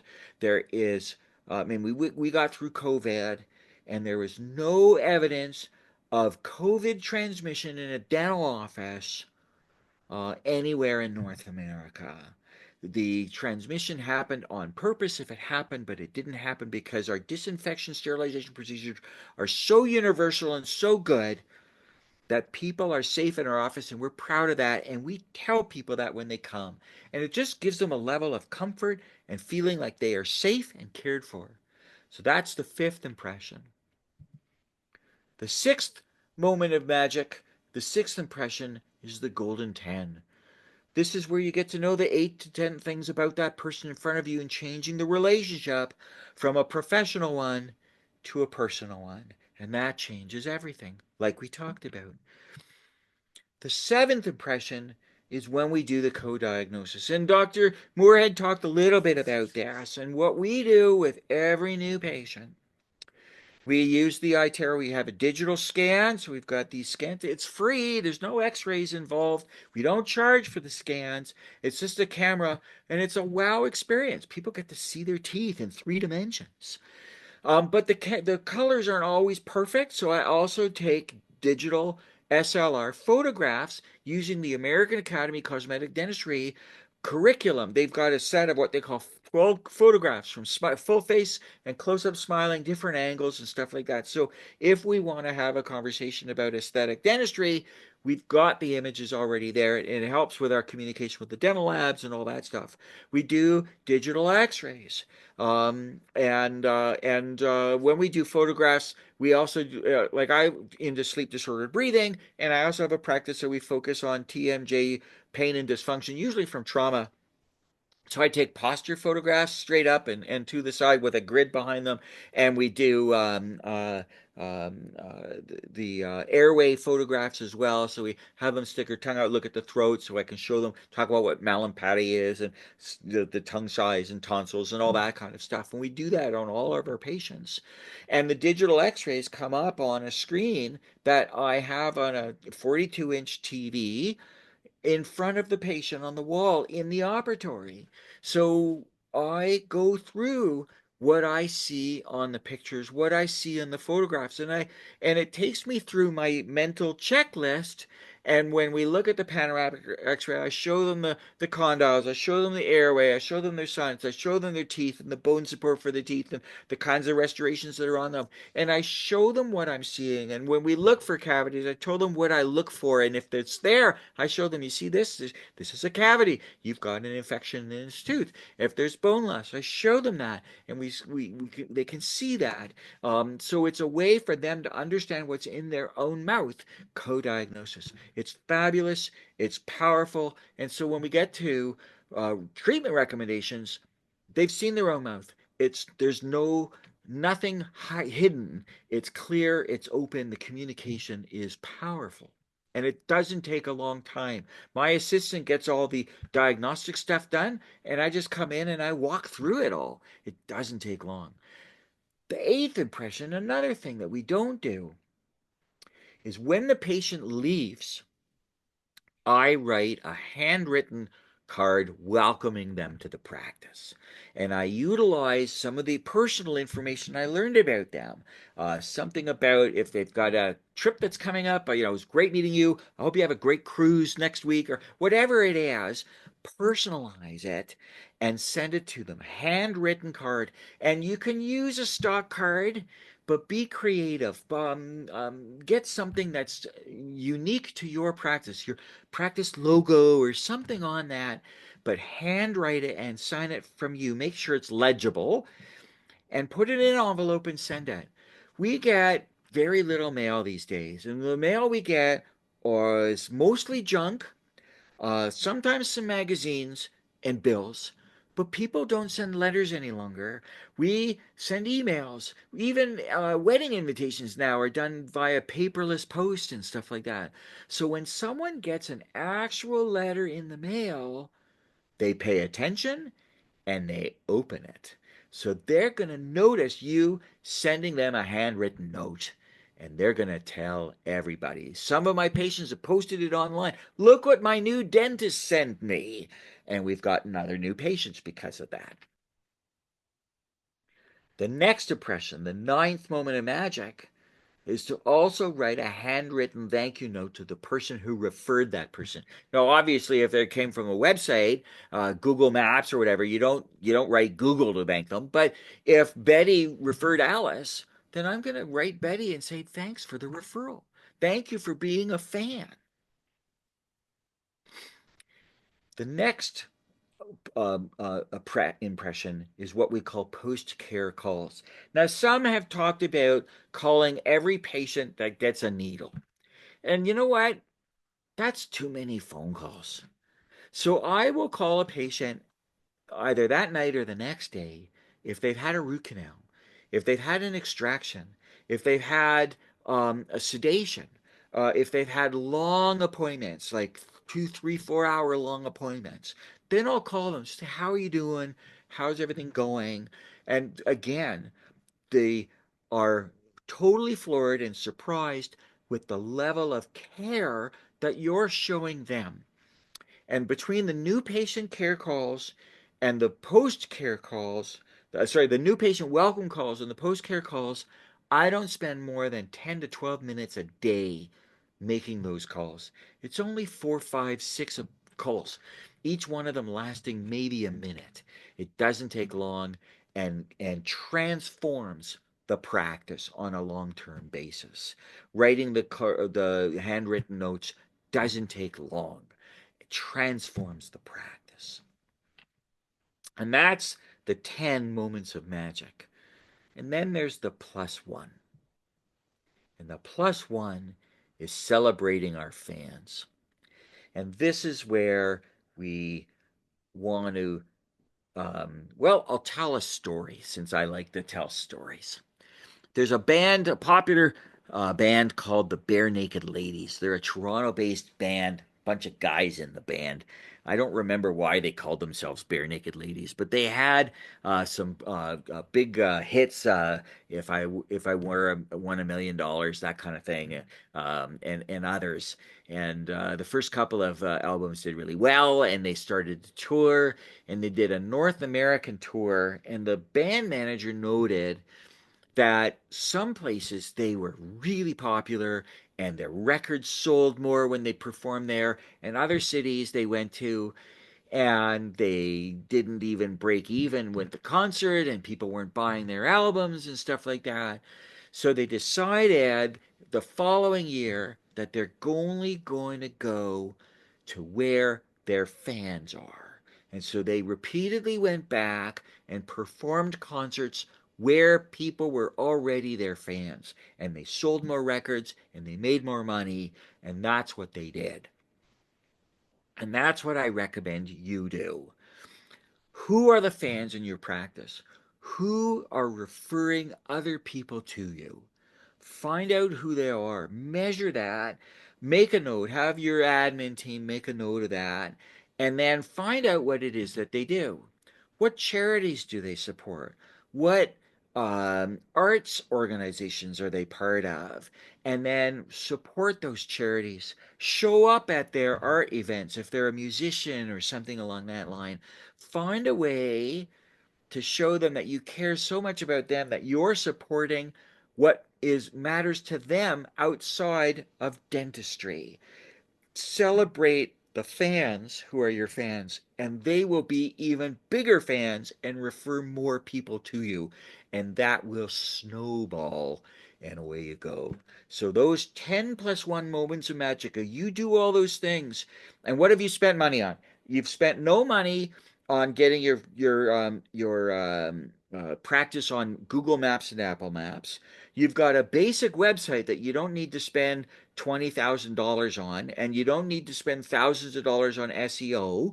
You just need to have the basic stuff there: who you are, where you are, how to get where you are, your hours, and bios and pictures of who the team is. Make it welcoming, make it look good, but it doesn't have to be extraordinary. So you don't have to spend a lot of money there. You don't spend any money making phone calls and welcoming people, giving them a tour of the office, and having custom cards for welcoming people and sending thank you to patients. They don't cost a lot of money. You're spending tens of dollars, not thousands of dollars, and you're transforming your practice. Like I said, 600,000 in my practice 6 years ago, 3 million last year. And these are the kinds of things that we do consistently with the team. It's the things we consistently do that will have our patients pay, stay, repeat, and refer. They'll pay their bills, they'll stay in the practice, they'll schedule the next appointment, and they'll refer their family and friends. Do these things, and your practice will be different. So, back to the team, though, Sir Richard Branson said clients don't come first, employees come first. If you take care of your employees, they will take care of the clients. And I agree, if you take care of your team, they will take care of the patients. And if you take care of the patients will refer their family and friends, and the practice will be better and you'll be happier. So it's a circle. So you've got to start by taking care of your team. The team takes care of the patients take care of the practice, and you're happier so that you can take care of the team. It's that circle. Because how you treat your employees determine the fate of your company. Why do our team leave their job? Why do people leave their jobs? Well, this has been well studied by many organizations and many academics. People leave their job because the work culture is toxic. People aren't nice to each other. They're not talking to each other nicely. They have a lack of appreciation. You don't say thank you for the work that you do. You don't show appreciation for them being there that particular day. And thinking along the lines of thank you, one of the things that I say consistently to my patients is I thank them for taking the time to come all the way to our practice that particular day. I always thank them for coming that day when I'm done. So it's just a little thing. Um, Lack of growth opportunities. Now, admittedly, how can a person grow in their job in a dental clinic? I mean, what's the assistant going to be? A lead dental assistant? How much has the hygienist going to grow? Growth opportunities are kind of limited in dental practices, in dental small businesses, because dental practice is a small business. Pay and benefits issues. If a person's unhappy, paying them more isn't going to keep them, or at least won't keep them for long. People will stay when they're paid well. I mean, there's a reason why we work. We work because we need the money. We've got a family to feed, houses to have, our cars to pay for, vacations we would desire to do. There's a reason why we work. So we have to be paid. That's it. But beyond that, people will stay because you've mentored them. You've challenged them. They've grown as people. They've learned stuff. They've been promoted, or they've been involved. They've been appreciated. They've been valued. They've been empowered. Or you've got a mission that your business is on, which is why I'm a big proponent to doing training like today with the whole team. So hopefully you'll like what I've done today enough to say, you know what? We should bring you to California and let's do this for the whole team. Get everybody involved. Because if you get them to buy in, especially the 10+1 moments of magic, if they're doing all those things, you don't have to do all that stuff. If they're doing all those things, your practice will transform. But it's hard for you as the dentist to go back to your practice tomorrow and say, oh, we're going to implement all these things. But you will get my slides. I've given the link. It's in the chat box at the beginning. Download those, and so you've got those 10+1 modes. You can implement them one thing at a time, so you consistently start doing that. You don't need to pay anyone, but you can do that, and I'm happy to help you more. I'll talk about more of that near the end. But it all starts with hiring the right people. And how you do that is you want to hire for attitude, because we can train skills, but you can't train for attitude. So you want to, when you're talking to them, do they feel like they like the profession of dentistry? One of the questions that I ask is, why did you choose dentistry for your career? And that helps to get to know them. What's their why? And then will help guide their attitude. Is there some sort of enthusiasm for our profession, for what we do, and the privilege we have for treating the people who choose us to treat them? Would you enjoy, a question to ask yourself, would you enjoy sitting down and sharing a meal with this person? You don't have to date them, but would you enjoy their company as a person? If you do, then you likely will enjoy working with them because we spend as many hours with the people we work with as we do with almost anybody else, including the spouses and children we live with. Will they have the discipline to implement the systems that you want in your office and help the practice move forwards? I've had people come into my practice who had their own ideas, who said, oh no, your ideas aren't going to work. And they have that toxic attitude because they think that they know better. They've got to let you lead. You have to lead, and they need to follow, but they need to follow because they want to follow and not because they think you're out to lunch. Once they're hired, I recommend you test with the Discovery Insights personality system the thing that I did at the beginning. What is their color energy?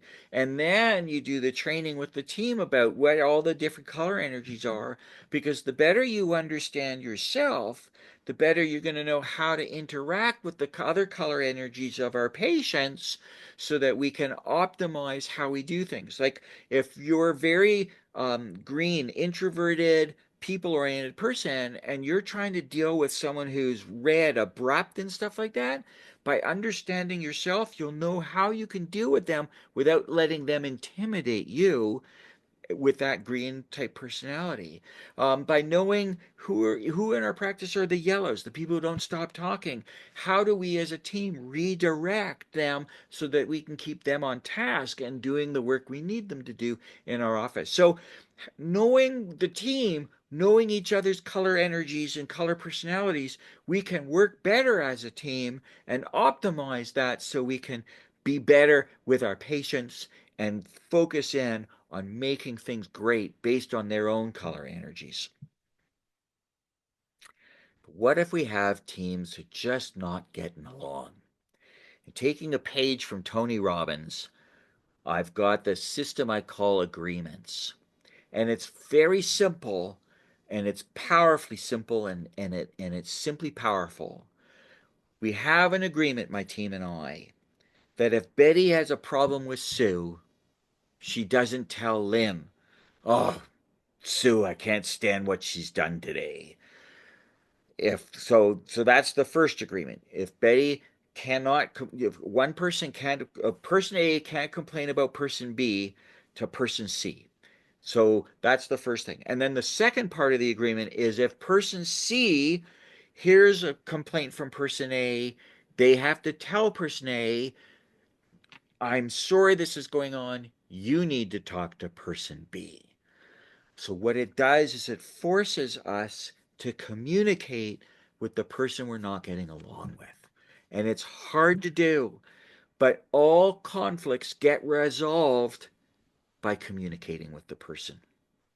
It doesn't happen if we don't talk to each other. So we need to find a way to force each other to talk to each other. And that's why the agreements is practice wide. Everyone has to agree to this. We can't engage in gossip or complaining about other people because that doesn't work. And when I went through the training with my team through Total Patient Services, there was one person in my admin team who on the surface said yes to the agreements and then said something snide about some team members to the consultant. And the consultant said, this person isn't adhering to the agreements and she's constantly undermining the work of others. And so we let that person go and replace her with someone who did do these agreements. It's every so often you'll get to a point where they just can't talk to each other, and then you need an intermediary to force them to talk to each other in a safe environment. So that's when the dentist or the office manager, team lead gets involved so that we can have these conversations to resolve the disagreements and come to these agreements. And it's like I say, it's powerfully simple and simply powerful. It's hard to do, but you do that and you'll have a level of harmony that's amazing. My practice was doing well.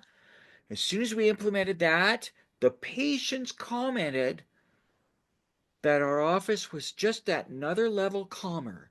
that we were getting along better, that there was more laughter in the office. And we didn't realize that until our patients were telling us that, because we implemented these agreements. It works, it's powerful. I recommend you do it. Doesn't cost anything. And then there's the not so magic words. We talk to our kids all the time. Say please, say thank you. What are the magic words? Well, why do we stop telling us as children to do that when we should also be doing that as adults? And it's amazing. You go to restaurants and you say please and thank you. You go, it's become such a habit for me that when I'm with my assistant and I'm working on a patient, I'll ask for the plugger, please. I'll ask for the curette, please. I'll ask for the local anesthetic, please. And I'll say thank you for this or thank you for that. And the patients regularly afterwards said, I've never heard someone say please and thank you quite so much. But my assistants are appreciative of the fact that I say please and thank you, and the patients notice it because they hear everything. They hear how we talk to the team, and they hear how the team talks to each other, and the simple, not so magic words transform the practice. Other team opportunities to retain our members is to customize what we do for them. So again, by getting to know their personalities, by getting to know the 8 to 10 things about them, the golden 10 about our team members, we get to know about their families, their interests, their hobbies, the charities they support, if their faith is important to them, do they have health issues, and customize benefits that will benefit them more. If you have bonus systems, have it customized so that the individual team members getting that bonus get something that's going to mean more to them. Some people don't need more money. They want to give it to a charity.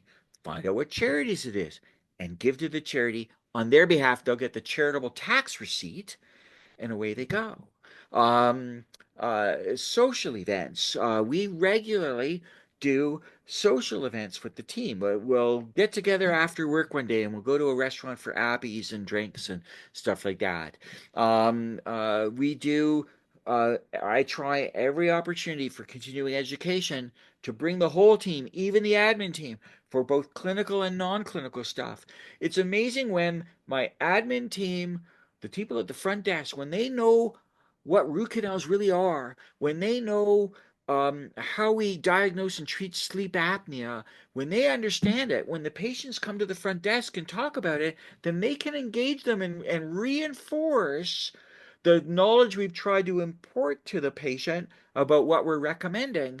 And it's like the team works as a team and the patients buy in and accept. We do team spirit challenges. We do things that make them feel better that have nothing to do with dentistry. So we went to we went to Banff, which is a resort town in the mountains near Calgary, and we did a CSI, the crime show, CSI type of adventure, and they created this company created this thing where we had these clues, and we had to go walk throughout the town of Banff to figure out who did it. And it was a lot of fun. We've done other things like escape rooms. We had ukulele lessons. We did go-kart racing. We've done different things that has nothing to do with dentistry and everything to do with just having fun as a team. And then, of course, there's community engagement. Jan Jaffer, the doctor who is in charge of Trek Dental, a local Calgary-based dental service organization, corporate dentistry, where he calls socially conscious dentistry, where we regularly do local, national, and international charitable efforts to make the world a better place. And what we do then is we make sure we get photographs of it and we put our community engagement work on our social media. We put it up on Instagram, we put it on YouTube, we put it on Facebook, we put it on LinkedIn, and we let the world know what we're doing because we're doing good. I don't like the expression giving back. To give back suggests that you've taken something and now you're giving it back. Well, we haven't taken, we've earned the bounty that we have, but we want to do good with that. So that's what I talk about, doing good, not giving back. And community engagement in a positive way is to do good. Just yesterday, we had a team meeting. We're talking about doing some free, we're going to open up our dental clinic using a local social service agency to do free dentistry on low income group of people. The agency is going to help to identify who needs the work, and then we'll schedule one day and we'll do thousands of dollars of free dentistry that day, and we'll get pictures and we'll put it up on social media, and we'll do that so the world's a better place, and we also let the world know that we're helping to do that, to do our part to do good. So that's something else you should do. It's not what we do, it's the love we put into the doing it that makes the difference. And Mother Teresa said that. It's the love we put into doing that makes the difference. And our patients notice that. And then marketing. So we've done patients, how we treat them. We've talked about team, now about marketing. And there's internal and external marketing. And the website is the hub of all your external marketing. Every social media, everything should be redirecting people to your website. So the website's got all that basic information. The social media is where you tell stories. Our patients, we see them for just a few minutes. At least the dentist only sees them a few minutes a couple of times a year. We want to stay engaged with them when they're not in the office. And we do that by telling stories, using social media to keep our patient base engaged with us. Not everybody will, but enough of them will. And then we want to focus on our referral sources. So for the specialists, periodontists, orthodontists, others in here, who are the referring dentists to you? Who do you have sending you patients? Get to know these dentists, get to know these offices. What matters to those offices to them? What charities do they support? What else do they do? So I know a practice, the dentist is anti-sugar. He doesn't want sugar in his office. They don't have any treats. And this dentist keeps sending him donuts.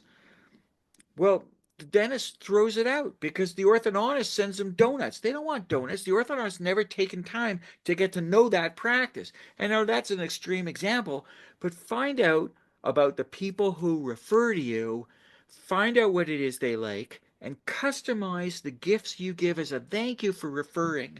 And when patients come to your office who's referred from that office, connect the referral for the patient. Oh, I see Dr. Stanley referred you to me. I like Dr. Stanley. He's really into in sports performance dentistry or whatever it is. Get to know them and connect the dots and compliment the dentist who referred to them. And they'll go back and they'll tell, yeah, I saw Dr. Wilson. He was really nice. He likes you too. It's a way of reinforcing each other that is mutually beneficial. So for the specialists, your referral sources are your gold mine, but do the diamond rule. Find out what it is about those patients, about your referral sources. Find out what it is they like. What do they want from you? And make sure you give them what they uniquely desire. And also get to know them. What do they like? What do they dislike?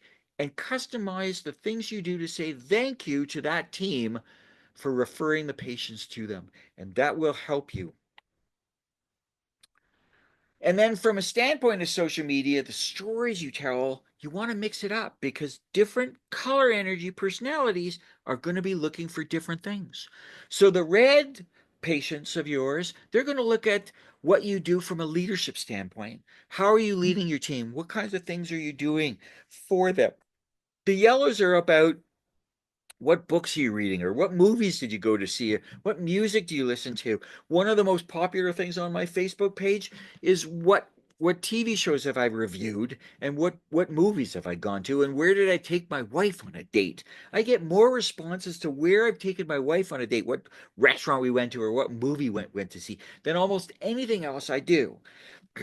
The greens are going to be about how you're repairing the world. So what charities have you supported? How did you do good? How did you make the world a better place? What volunteer work have you done? What environmental stuff have you done?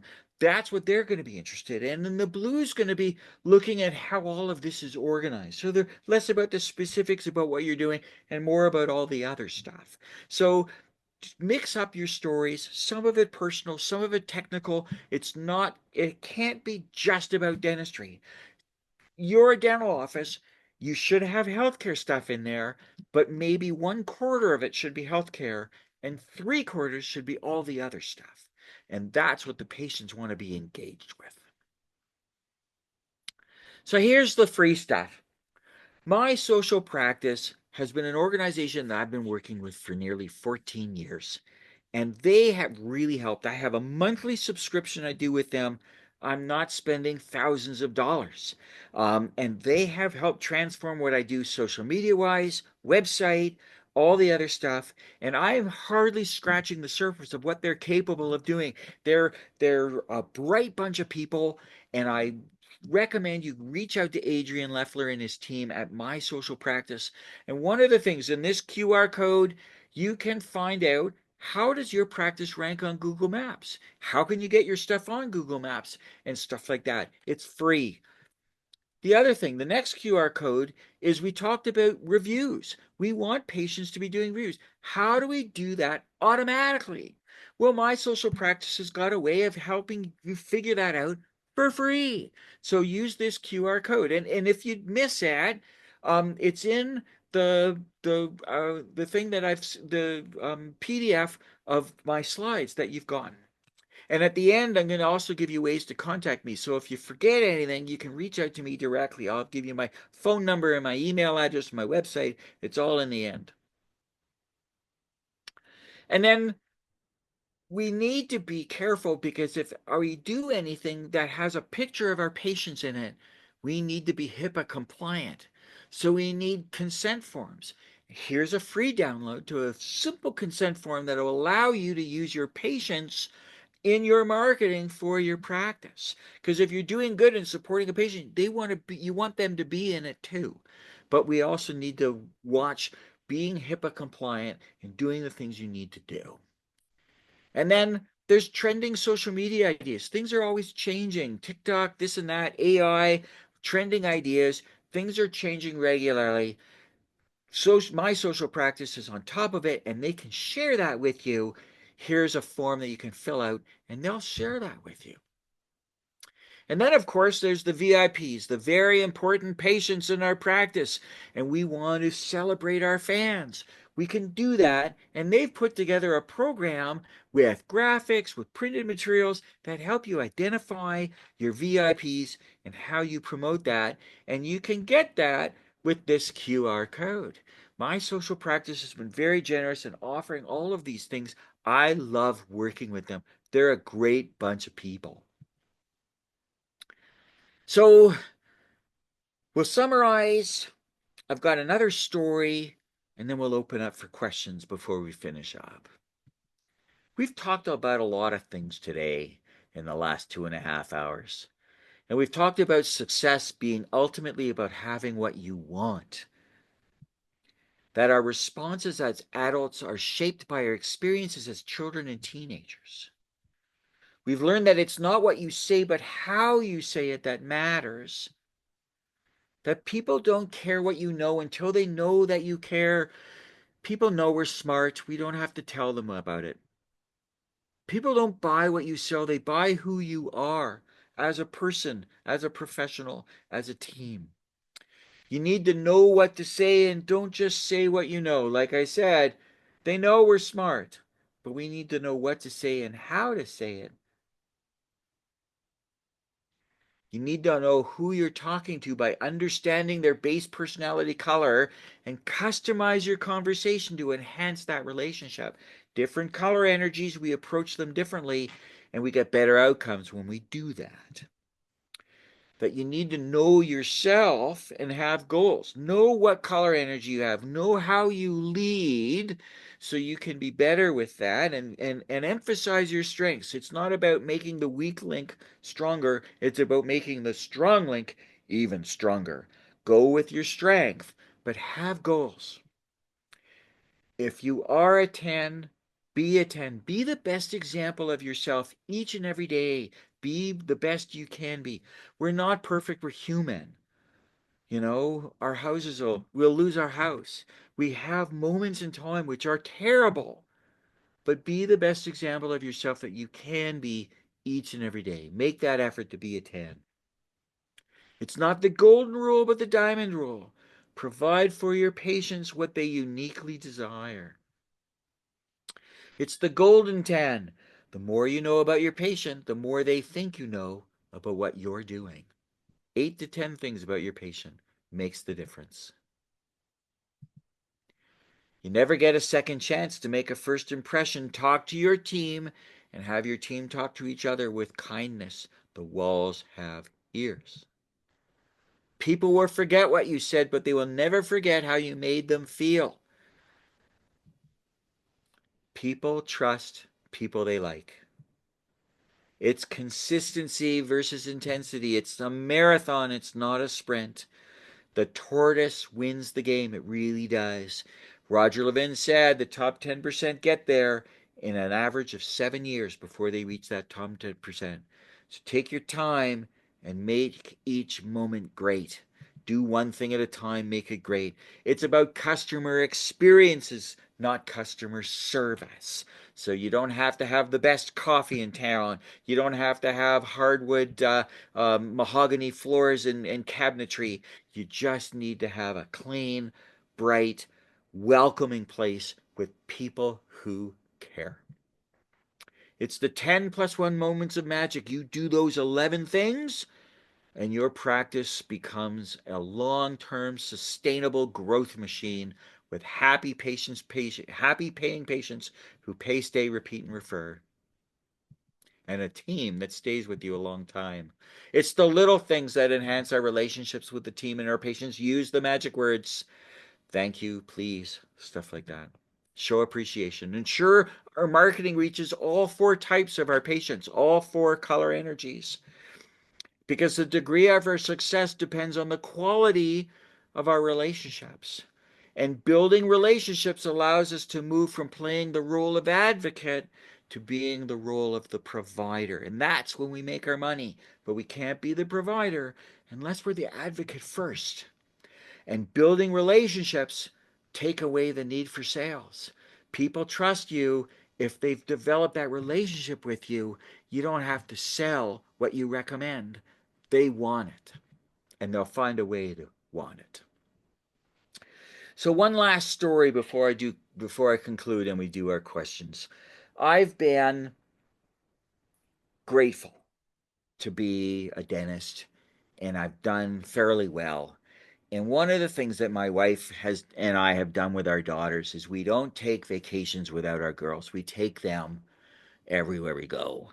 And my wife is a gourmet cook. Actually, my mother-in-law is a Gujarati woman, and Gujarat's known for their vegetarian Indian cuisine. And my mother-in-law is the most gourmet Gujarati cook. Her food is better than any restaurant I've ever been in. It's unbelievably good. My father-in-law was equally great in the kitchen. Tina is one of 6 kids. She's got a sister and 4 brothers. Her brothers are all great in the kitchen. Her sister's great in the kitchen. And Tina produces delicious, nutritious meals in no time. I eat well. But when it's my turn to cook, there's 1,000 things I would rather do than prepare a meal to consume. So when it's my turn to cook, when it's my turn to prepare a meal, I make a reservation. So my family, my girls are used to eating in restaurants, and they're very good in restaurants, and we've been all over the world. And you know, when you have something that's particularly good, you say, "Oh, it's so good, I could die for it." Well, my youngest daughter, at the ripe old age of 5, said, "Well, that's stupid. Why would you want to die? If you die, you can't enjoy it. You should say it's to live for." And that was a light bulb moment for us. And ever since then, anytime we've had something that we've enjoyed, we say it's so good, it's to live for. And I hope you'll adopt that saying as well. It's no longer something was so good you could die for. It's something that's so good you could live for it. So please use that for your saying in the future. So links and resources, we talked about the insights, the personality insights to discovery. You can learn more about them at insights.com. I'm also a resource person. I can do the insights training. Crown Council, the best non-clinical conference in dentistry in the world. It's a great organization about creating a culture of success. They got great material for not only the dentist, but for the entire team. It's powerful. Total patient services. I took my team to do the 2-day total patient immersion course, and then I hired the consultant to come and customize what we learned for our practice, transform the practice, made 5 times what I spent in the first year in an increased income for the first year. The Levin Group, Roger Levin's got free YouTube videos. He's got a free daily thing. He's got lots of free content. He's about systems. He's about measuring because it's not measured. It's not being done. I've learned so much from Roger Levin, and his consulting network is the equal to Total Patient Service. It's great as well. So different groups do different things. Paul Homily, his book, his website. He's a great resource as well. And then finally, My Social Practice. I've been working with them for 14 years. They did help sponsor. They're helping pay for some of my fee for today. But I asked them to see if they would do this with me because I work with them. I love working with them. They're a great group of people, and they're not ridiculously expensive. It's very reasonable, and it's why 14 years later I'm still with them today. They've got great stuff, and they keep coming up with more great stuff. As for me, like I said, this stuff works best when the entire team is engaged. And so what I tend to do is I'll take a dentist who's interested. We'll have a conversation about where their practice is at and what are their goals for the practice. And then we figure out how can we make that happen. And it involves bringing me to you to get the team tested personality wise. And we'll do team training on the color energies, the personality, and implementing the systems that we talk about at low cost or no cost. That really does wonders. And sometimes I'll work with one office. Sometimes we can do 2, 3, 4 offices grouped together to save some money. It's a powerful way of doing things. But my website is there, drlarryspeaks.ca. drlarry.net is sort of the website which takes you everywhere else that I am. You can email me, drlarry at drlarry.net. I check it every day, so I'll get back to you. My cell phone is there. I get so many phone calls. I tend to not answer phone calls. But if you text me, I'll get back to you, or leave a message and I'll get back to you, because I'm a pretty busy guy. I'm involved in a lot of different things. But I will connect with you at a mutually convenient time, and happy to do whatever I can for you so that you can be success, because success is all about relationships. And so some concluding thoughts.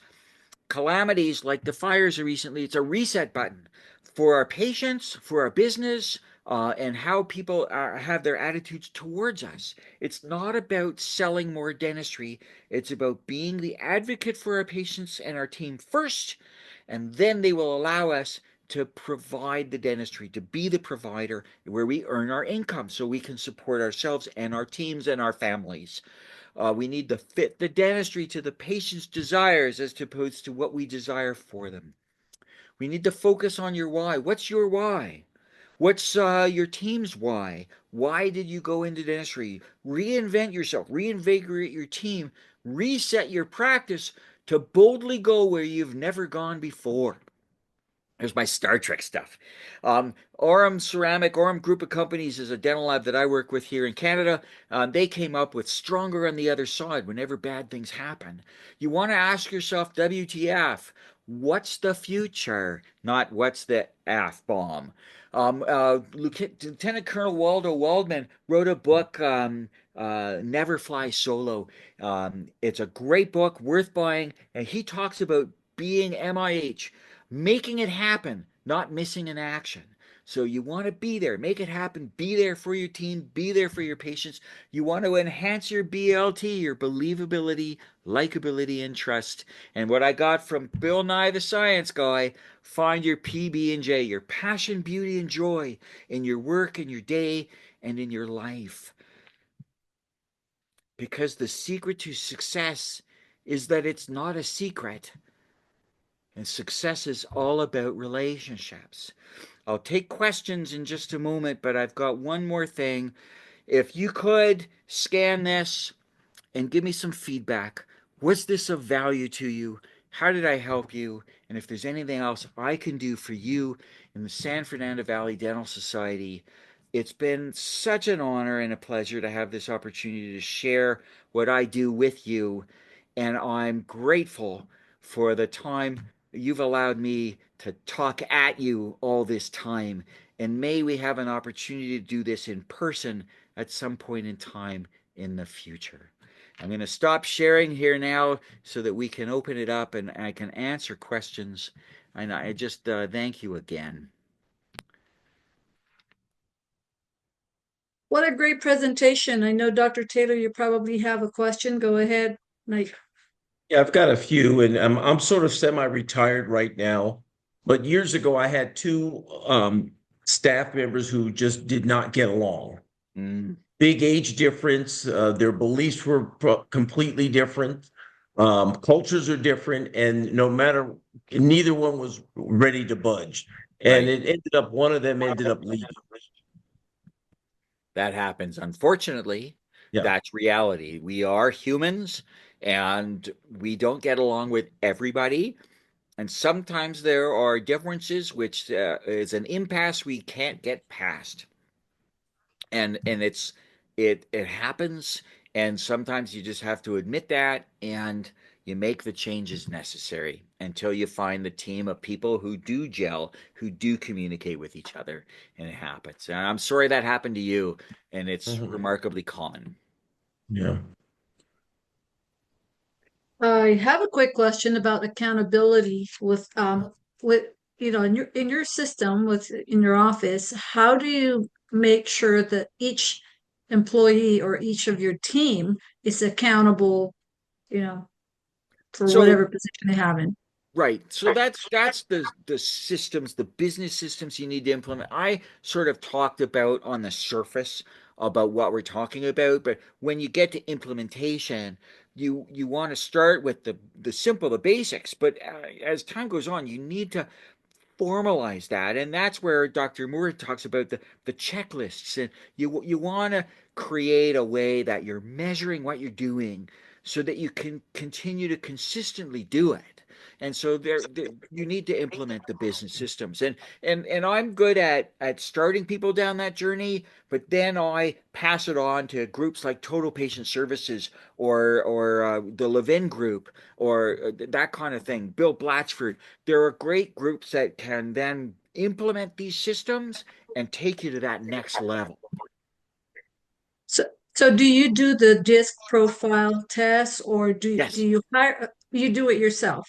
Yes. So it's a computer based thing. So we send you a link, and there's 40 things where they'll give you words, and you tell what you're more like and what you're least like, and they're really odd sets of words, and that comes back with a computerized printout of what your color energy is, how you lead, where your strengths are, where your weaknesses are, and different things. So it's remarkably accurate, and it's easy to do. It costs about $150 per person to do that testing. And another question with regards to that. So are you suggesting that we hire, because I believe in consulting a firm that could handle I mean, I truly believe in that because I think it helps. Sometimes Great. we're too busy with business that sometimes we're not paying attention, or we're too busy with patients that we're Yes. not paying attention to the business part of it. So what are your thoughts on having a consultant that checks on you, and how long do you use them? I every great business leader, every great athlete, everyone who's at the top of their game, every single one, without exception, has a coach. So, yes, have a consultant, have someone who is there that you can talk to, who can guide your team, who can overlook everything to make sure you're going where you want to go, help you keep accountable to what your goals are, help you figure out what are your goals, how to create the system so that you implement them and reach and achieve your goals, keep you accountable. Yes, so I love that you're doing that because that's great. Every person, every business person, and dentistry is a small business. We should all have a coach. We should all have someone that we can go to when we run into trouble and keep us accountable for what we're doing regularly. I think it's great that you're doing that. Well, I wanted to know if there's other questions because I know I have Dr. Garius. Yeah, I'm going to ask a couple of general questions, Larry, Sure. and um, I'm not sure how many of the audiences hearing us now are contemplating retirement, and as you continue to practice for a while, you start becoming successful, and a lot of times you're comfortable and enjoying it. And there comes the age of 60 when everybody thinks of retirement and you say, I shouldn't retire, so I should continue. And 65 comes and 70 sometimes comes. And uh, when should you consider retirement? When would you personally consider retirement? What would have to happen in your life to tell you it's time for me to consider retirement? Well, that's a great question. And I'll share a couple of thoughts before I answer that. Roger Levin in the Levin Group said that the average dentist now that retires is now retiring at the age of 73. The average 73. But the other side of the coin is the number of people. Well, let me rephrase that. Gordon Christensen taught me that you want to spend 10% of your time outside your envelope of comfort. So if you do more than 10% outside your envelope comfort, you're going to get into trouble in dentistry and you're going to make mistakes and you're going to get lawsuits and patient complaints and problems with the regulatory body. But if you spend less than 10% outside your envelope of comfort, you're going to get bored. And you're going to want, and either way, you're going to want to get out of dentistry. And we know so many colleagues who they're in dentistry like 10 years or so, and then they quit. They go into real estate or they do something else. But you know what? Dentistry is a great career. There's nothing we could do different that's going to make us the same kind of money and the same kind of lifestyle that we enjoy. It's a phenomenal career. So that's the thing. You want to spend that 10% out of your time outside your own comfort, just or 10% of your time outside your envelope of comfort, so that you grow and you'll stay always interested and passionate about what we get to do. When do you retire? Well, that depends. Like I know some people who've retired and they die within years because they got nothing else to do. Their whatever they did, whether it's dentistry or something else, their career defined them. And so for some of us, dentistry is all we do. I mean, I got a ton of hobbies. I got comedy and writing and this and that. When night time comes, I've got lots to do.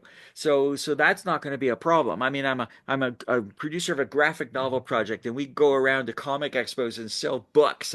I've got things to do. So that's not going to be a problem. But for me, retirement's going to happen when I've got the financial resources that said I could stop and I've got enough money to live the lifestyle I currently live for the rest of life. I haven't saved enough yet for that, but it's okay because I love what I do. So I'm okay with continuing to do what I love to do, but I do it at a pace that's sustainable. So I'm not working 70 hours a week and stuff like that. I'm not a young man. I'm 66 now, just to be honest. But so when do you choose retirement? It depends on, what's your financial status, what else what are you going to do when you retire, what other hobbies? Because you can't stop. Our lives have to have some kind of purpose. There has to be a reason why we get out of bed in the morning. How do we make the world a better place? Because we're caregivers. So, what is that going to be? There's only so many books you can read, there's only so many rounds of golf you can play. So, what will be the next thing for you? And if you can answer that question, then you can create a path to retirement, and you'll enjoy your retirement. Does that answer your question? Yes, definitely. The point I think is financial. That's one aspect, but also finding some to do, because I heard there was statistics that in doctors, they made it in the medical field, that they die within 7 years after retirement in average. So I say that's not because of the financial, but rather because of loss of interest in life and feeling beneficial Absolutely. and giving and things like that. Yeah. Thanks, great When answer. when you look at the blue zones, and I forgot the name of the guy who wrote the book, but there's a Netflix TV series about the blue zones and the secrets of the blue zones is what it's called, and it's 4 episodes about how this gentleman found 5 different regions in the world where people routinely live to 100 and beyond, and Mm. he put together what is it that creates the situation that allows a large segment of the population to reach that level. And there's great stuff in there about the things we need to pay attention to as people to reach old age healthy, and it involves about community engagement and moving the body, and it's not about intensity, it's about people who walk every day and who garden every day and who are moving, it's slow movement, but they do it consistently every day, about being engaged with the community. It's about eating healthy, and there's a whole bunch of other things about being for those certain blue zones, it's about faith, and being strong in their faith and community involvement that way. So it's a great book. The Netflix TV series, it's easy to digest, but those are the kinds of things that can make the difference in having us live long, healthy, enjoyable lives. Because that's why we're here. That's what it's part of why we're here. Great. I'm glad you mentioned that blue zone, Dr. Stanley, because one of them is Loma Linda. I graduated from LLU, Yes, which is a Seventh-day Adventist school, yes, and we're vegetarian. Faith is one of them every Wednesday. So uh, it is one of the highlights in that movie, the Secrets of a Blue Zone. And Loma Linda, yes. city of Loma Linda, is one of the blue zones It in is. the world, Yes, where people Yeah. live to be over 100. So routinely. Yes, yeah. yeah. Yeah. It's remarkable. Um, I have a quick question with regard to a long-term employee. They become very complacent sometimes. Are there is there something more specific that you do with employees that have been with you for 30 years and become very complacent? How do you deal with that? So, um, by keeping them engaged with the things that matter to them. So my lead assistant has been with me for 30 years. She's now a grandmother of 4. So we find a way to carve out time that allows her to be with her grandchildren and help her daughter pursue her career as a psychologist. She's come with me on courses to learn how to use some of the advanced technology that I use. Dr.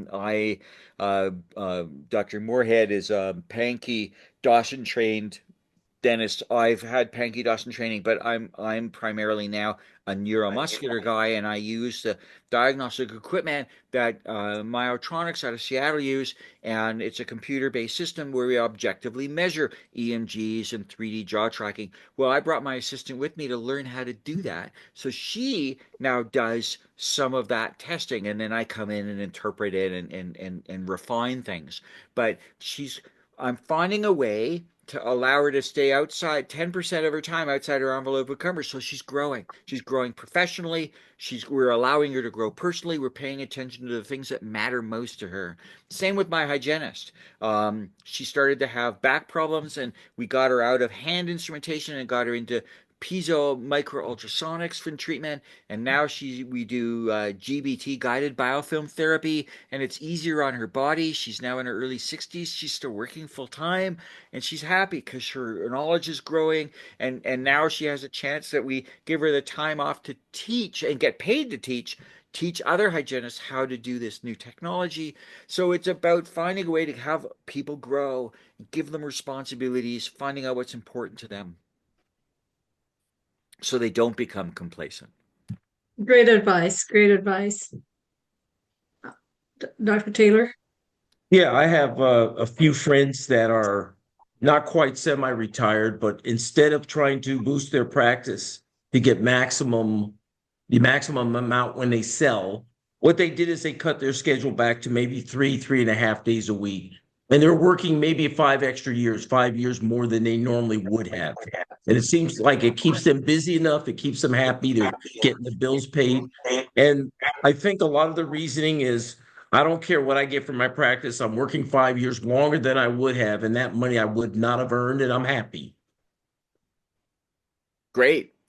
That's the key words. They're happy.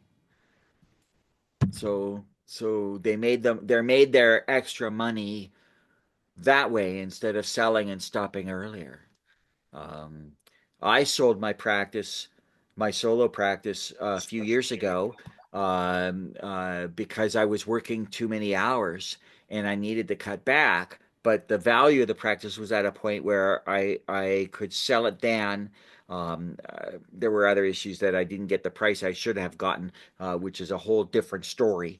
But it allowed me to cut back. But I'm still going to work because I need to. But now I'm working at a sustainable pace because the pace I was working when I owned the practice was unsustainable. So now I'm in a better place and I can keep doing what I'm doing for a long time, which is my plan. One other question. What do you do with a difficult patient, a first-time patient, and you see them and you go, I don't want this patient in my practice. This is gonna, we all run into that. This is gonna be a Yes. headache. Yes. Uh, that's a tough one. Well, first you start with the diamond roll. What is it that they expect from you that day? And just give them what they want and no more. And then if Okay. they start to become really difficult, um, uh, because there is more than one dentist in your area, you have the legal right to say to a patient, if you're if we have the legal obligation if they come to us with a medical issue that we have to treat that medical issue. But once you get beyond that, everything is elective. Preventive dentistry is elective. And Mm-hmm. so we have the right to say to that person, you know, our personalities just aren't melding. I would like it if you would see someone else. And you have Okay. permission to fire a patient, to say we're just not the right fit for each other. And we Right. would like you to see someone else. So you're not Okay. being insulting. You're just admitting there's a personality difference and that I am not comfortable treating you. Yeah. Okay. You're honest. It's not something they want to hear, but you're being honest and you're being respectful. You're just saying, I'm not comfortable treating you. Mm-hmm. And there Okay. are other people who can care for you, and you're not abandoning them. So you won't be in violation of the ethics and the regulatory board. I have the best question for you, Larry, that we can conclude this with. Can you tell us a funny dental joke? Well, I've got a couple of minutes, and so the joke that I was going to tell, it's about 3 minutes long. It's not inappropriate, but it's a time when in 1492, at the time of Columbus, he sailed across the Atlantic to discover the Americas, and he was looking for the western route to India. And so when he landed in the Americas, he thought that the natives were Indians, and that's how the indigenous population of North America were called Indians. But at the same time, in 1492, back in Spain, the King Ferdinand and Queen Isabella had started the Spanish and the Inquisition, and that's when they had decided that everyone in Spain should be members of the Catholic faith. And if you're not members of the Catholic faith, you had to leave. And so the Muslims and the Jews were literally kicked out of Spain if they didn't convert.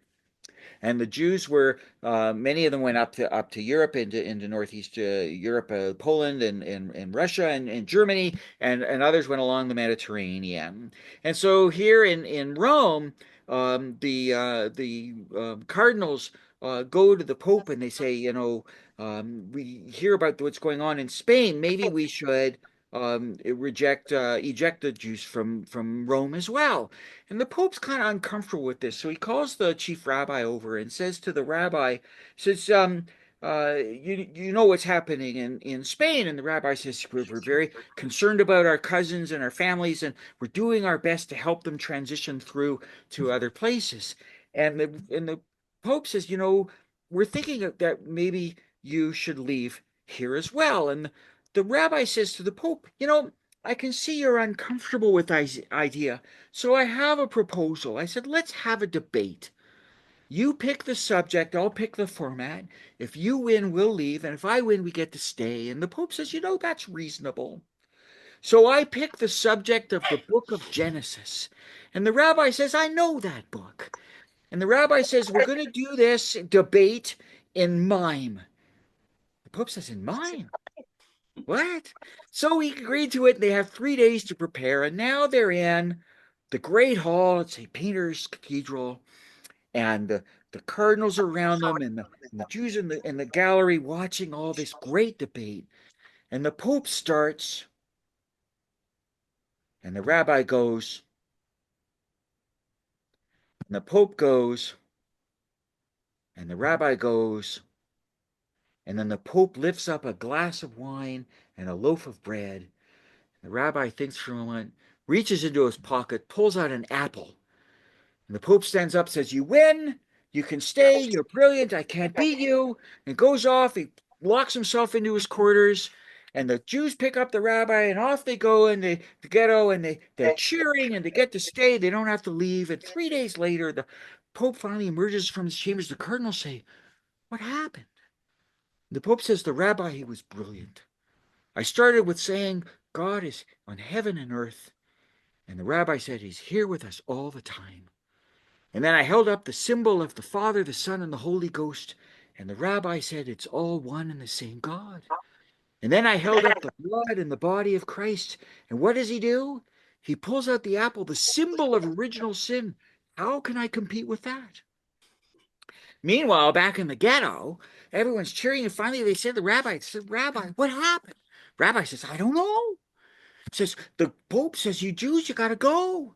I says, we're staying right here.